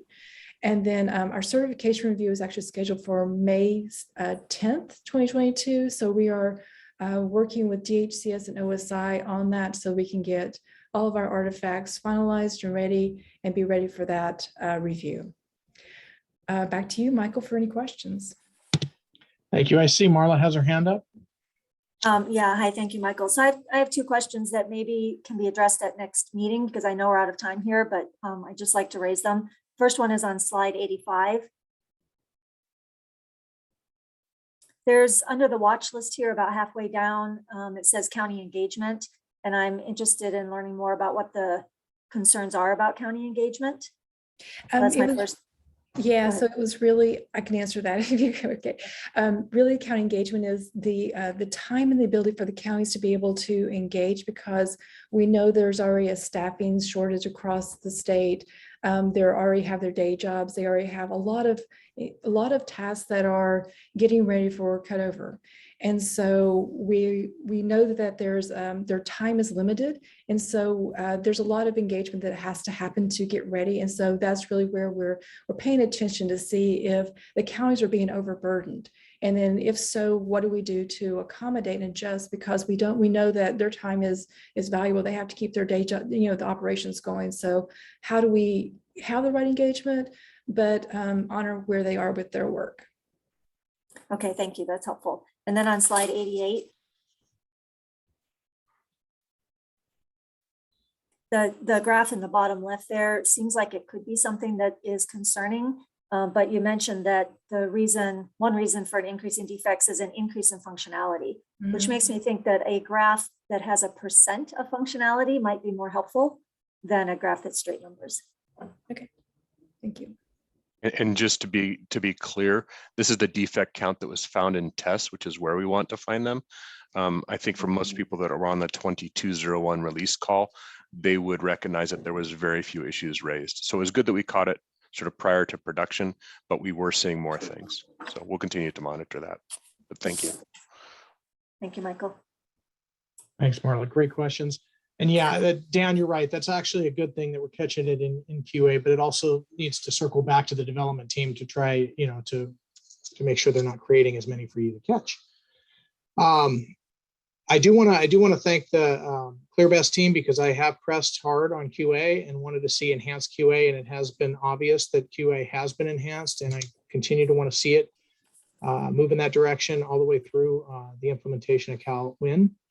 I think we need to have that. And I also want to make sure that you guys dive in a little bit to the efficacy of OCR and brainware and making sure that this stuff is really making us more productive. But I do want to thank you, Wendy. Thank you, Dan. You guys are really stepped up on this. Thanks, Michael. And we are tracking that OCR statistic, looking for increased match rates in the future, but we're working with our partners to monitor that. Yeah. Additionally, how long that takes compared to doing it manually. Gotcha. Thank you. Okay, so any other questions or comments from our board members? I know we're running behind, so I'm talking really fast. Okay, hearing none. Public comment. Okay, hearing none, we're going to go on to our last agendized item, and that's our IV&V with the state vendor. I believe that's PCG.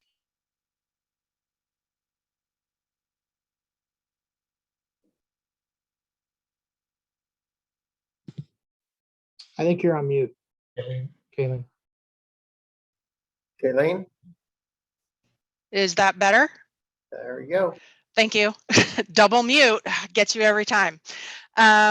So in light of time, I'm just going to do a quick highlight of items. These are the 6 primary work streams that IV&V is currently looking at.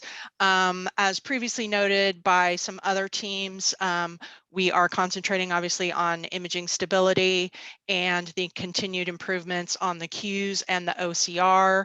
Obviously the Los Angeles cutover and the training completion rates and communication updates. CalWin converted data testing is another area of focus, including the defect resolution and risk mitigation activities for batch performance. It's really around the performance improvements and metrics around the increased caseloads from CalWin. For CalWin implementation readiness, which has been a topic that's been discussed quite a bit today. UAT planning and preparation, county communications, the change discussion guides, and contingency planning. And then finally, development and implementation, including CalSAWS and Benefitscale continued releases, Benefitscale translations, and the continued efforts around post-implementation support. So that was super quick. I would be happy to answer any questions for IV&V, but I know we're over time. Okay. And Kayleen, and I know Brandon usually presents as well. I want to thank you guys also for stepping up. I know we're asking a lot, and I really want to remind you how important your guys' role is.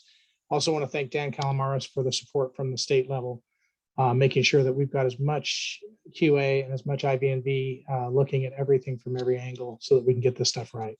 So thanks to you. John, I believe that brings us to the end of the meeting. Our next meeting is April 22nd at 9 a.m. folks. So I want to remind you, please set your alarms for that one. We're going off of the 12:30 back to 9 a.m. Yep, and this weekend spring forward as well. And this weekend, make sure you set your clocks. Anything else, John? No, thanks for the extra time. Right. We appreciate it. Thanks for sticking in, guys. Have a good rest of your guys' Friday. Take care. Bye-bye.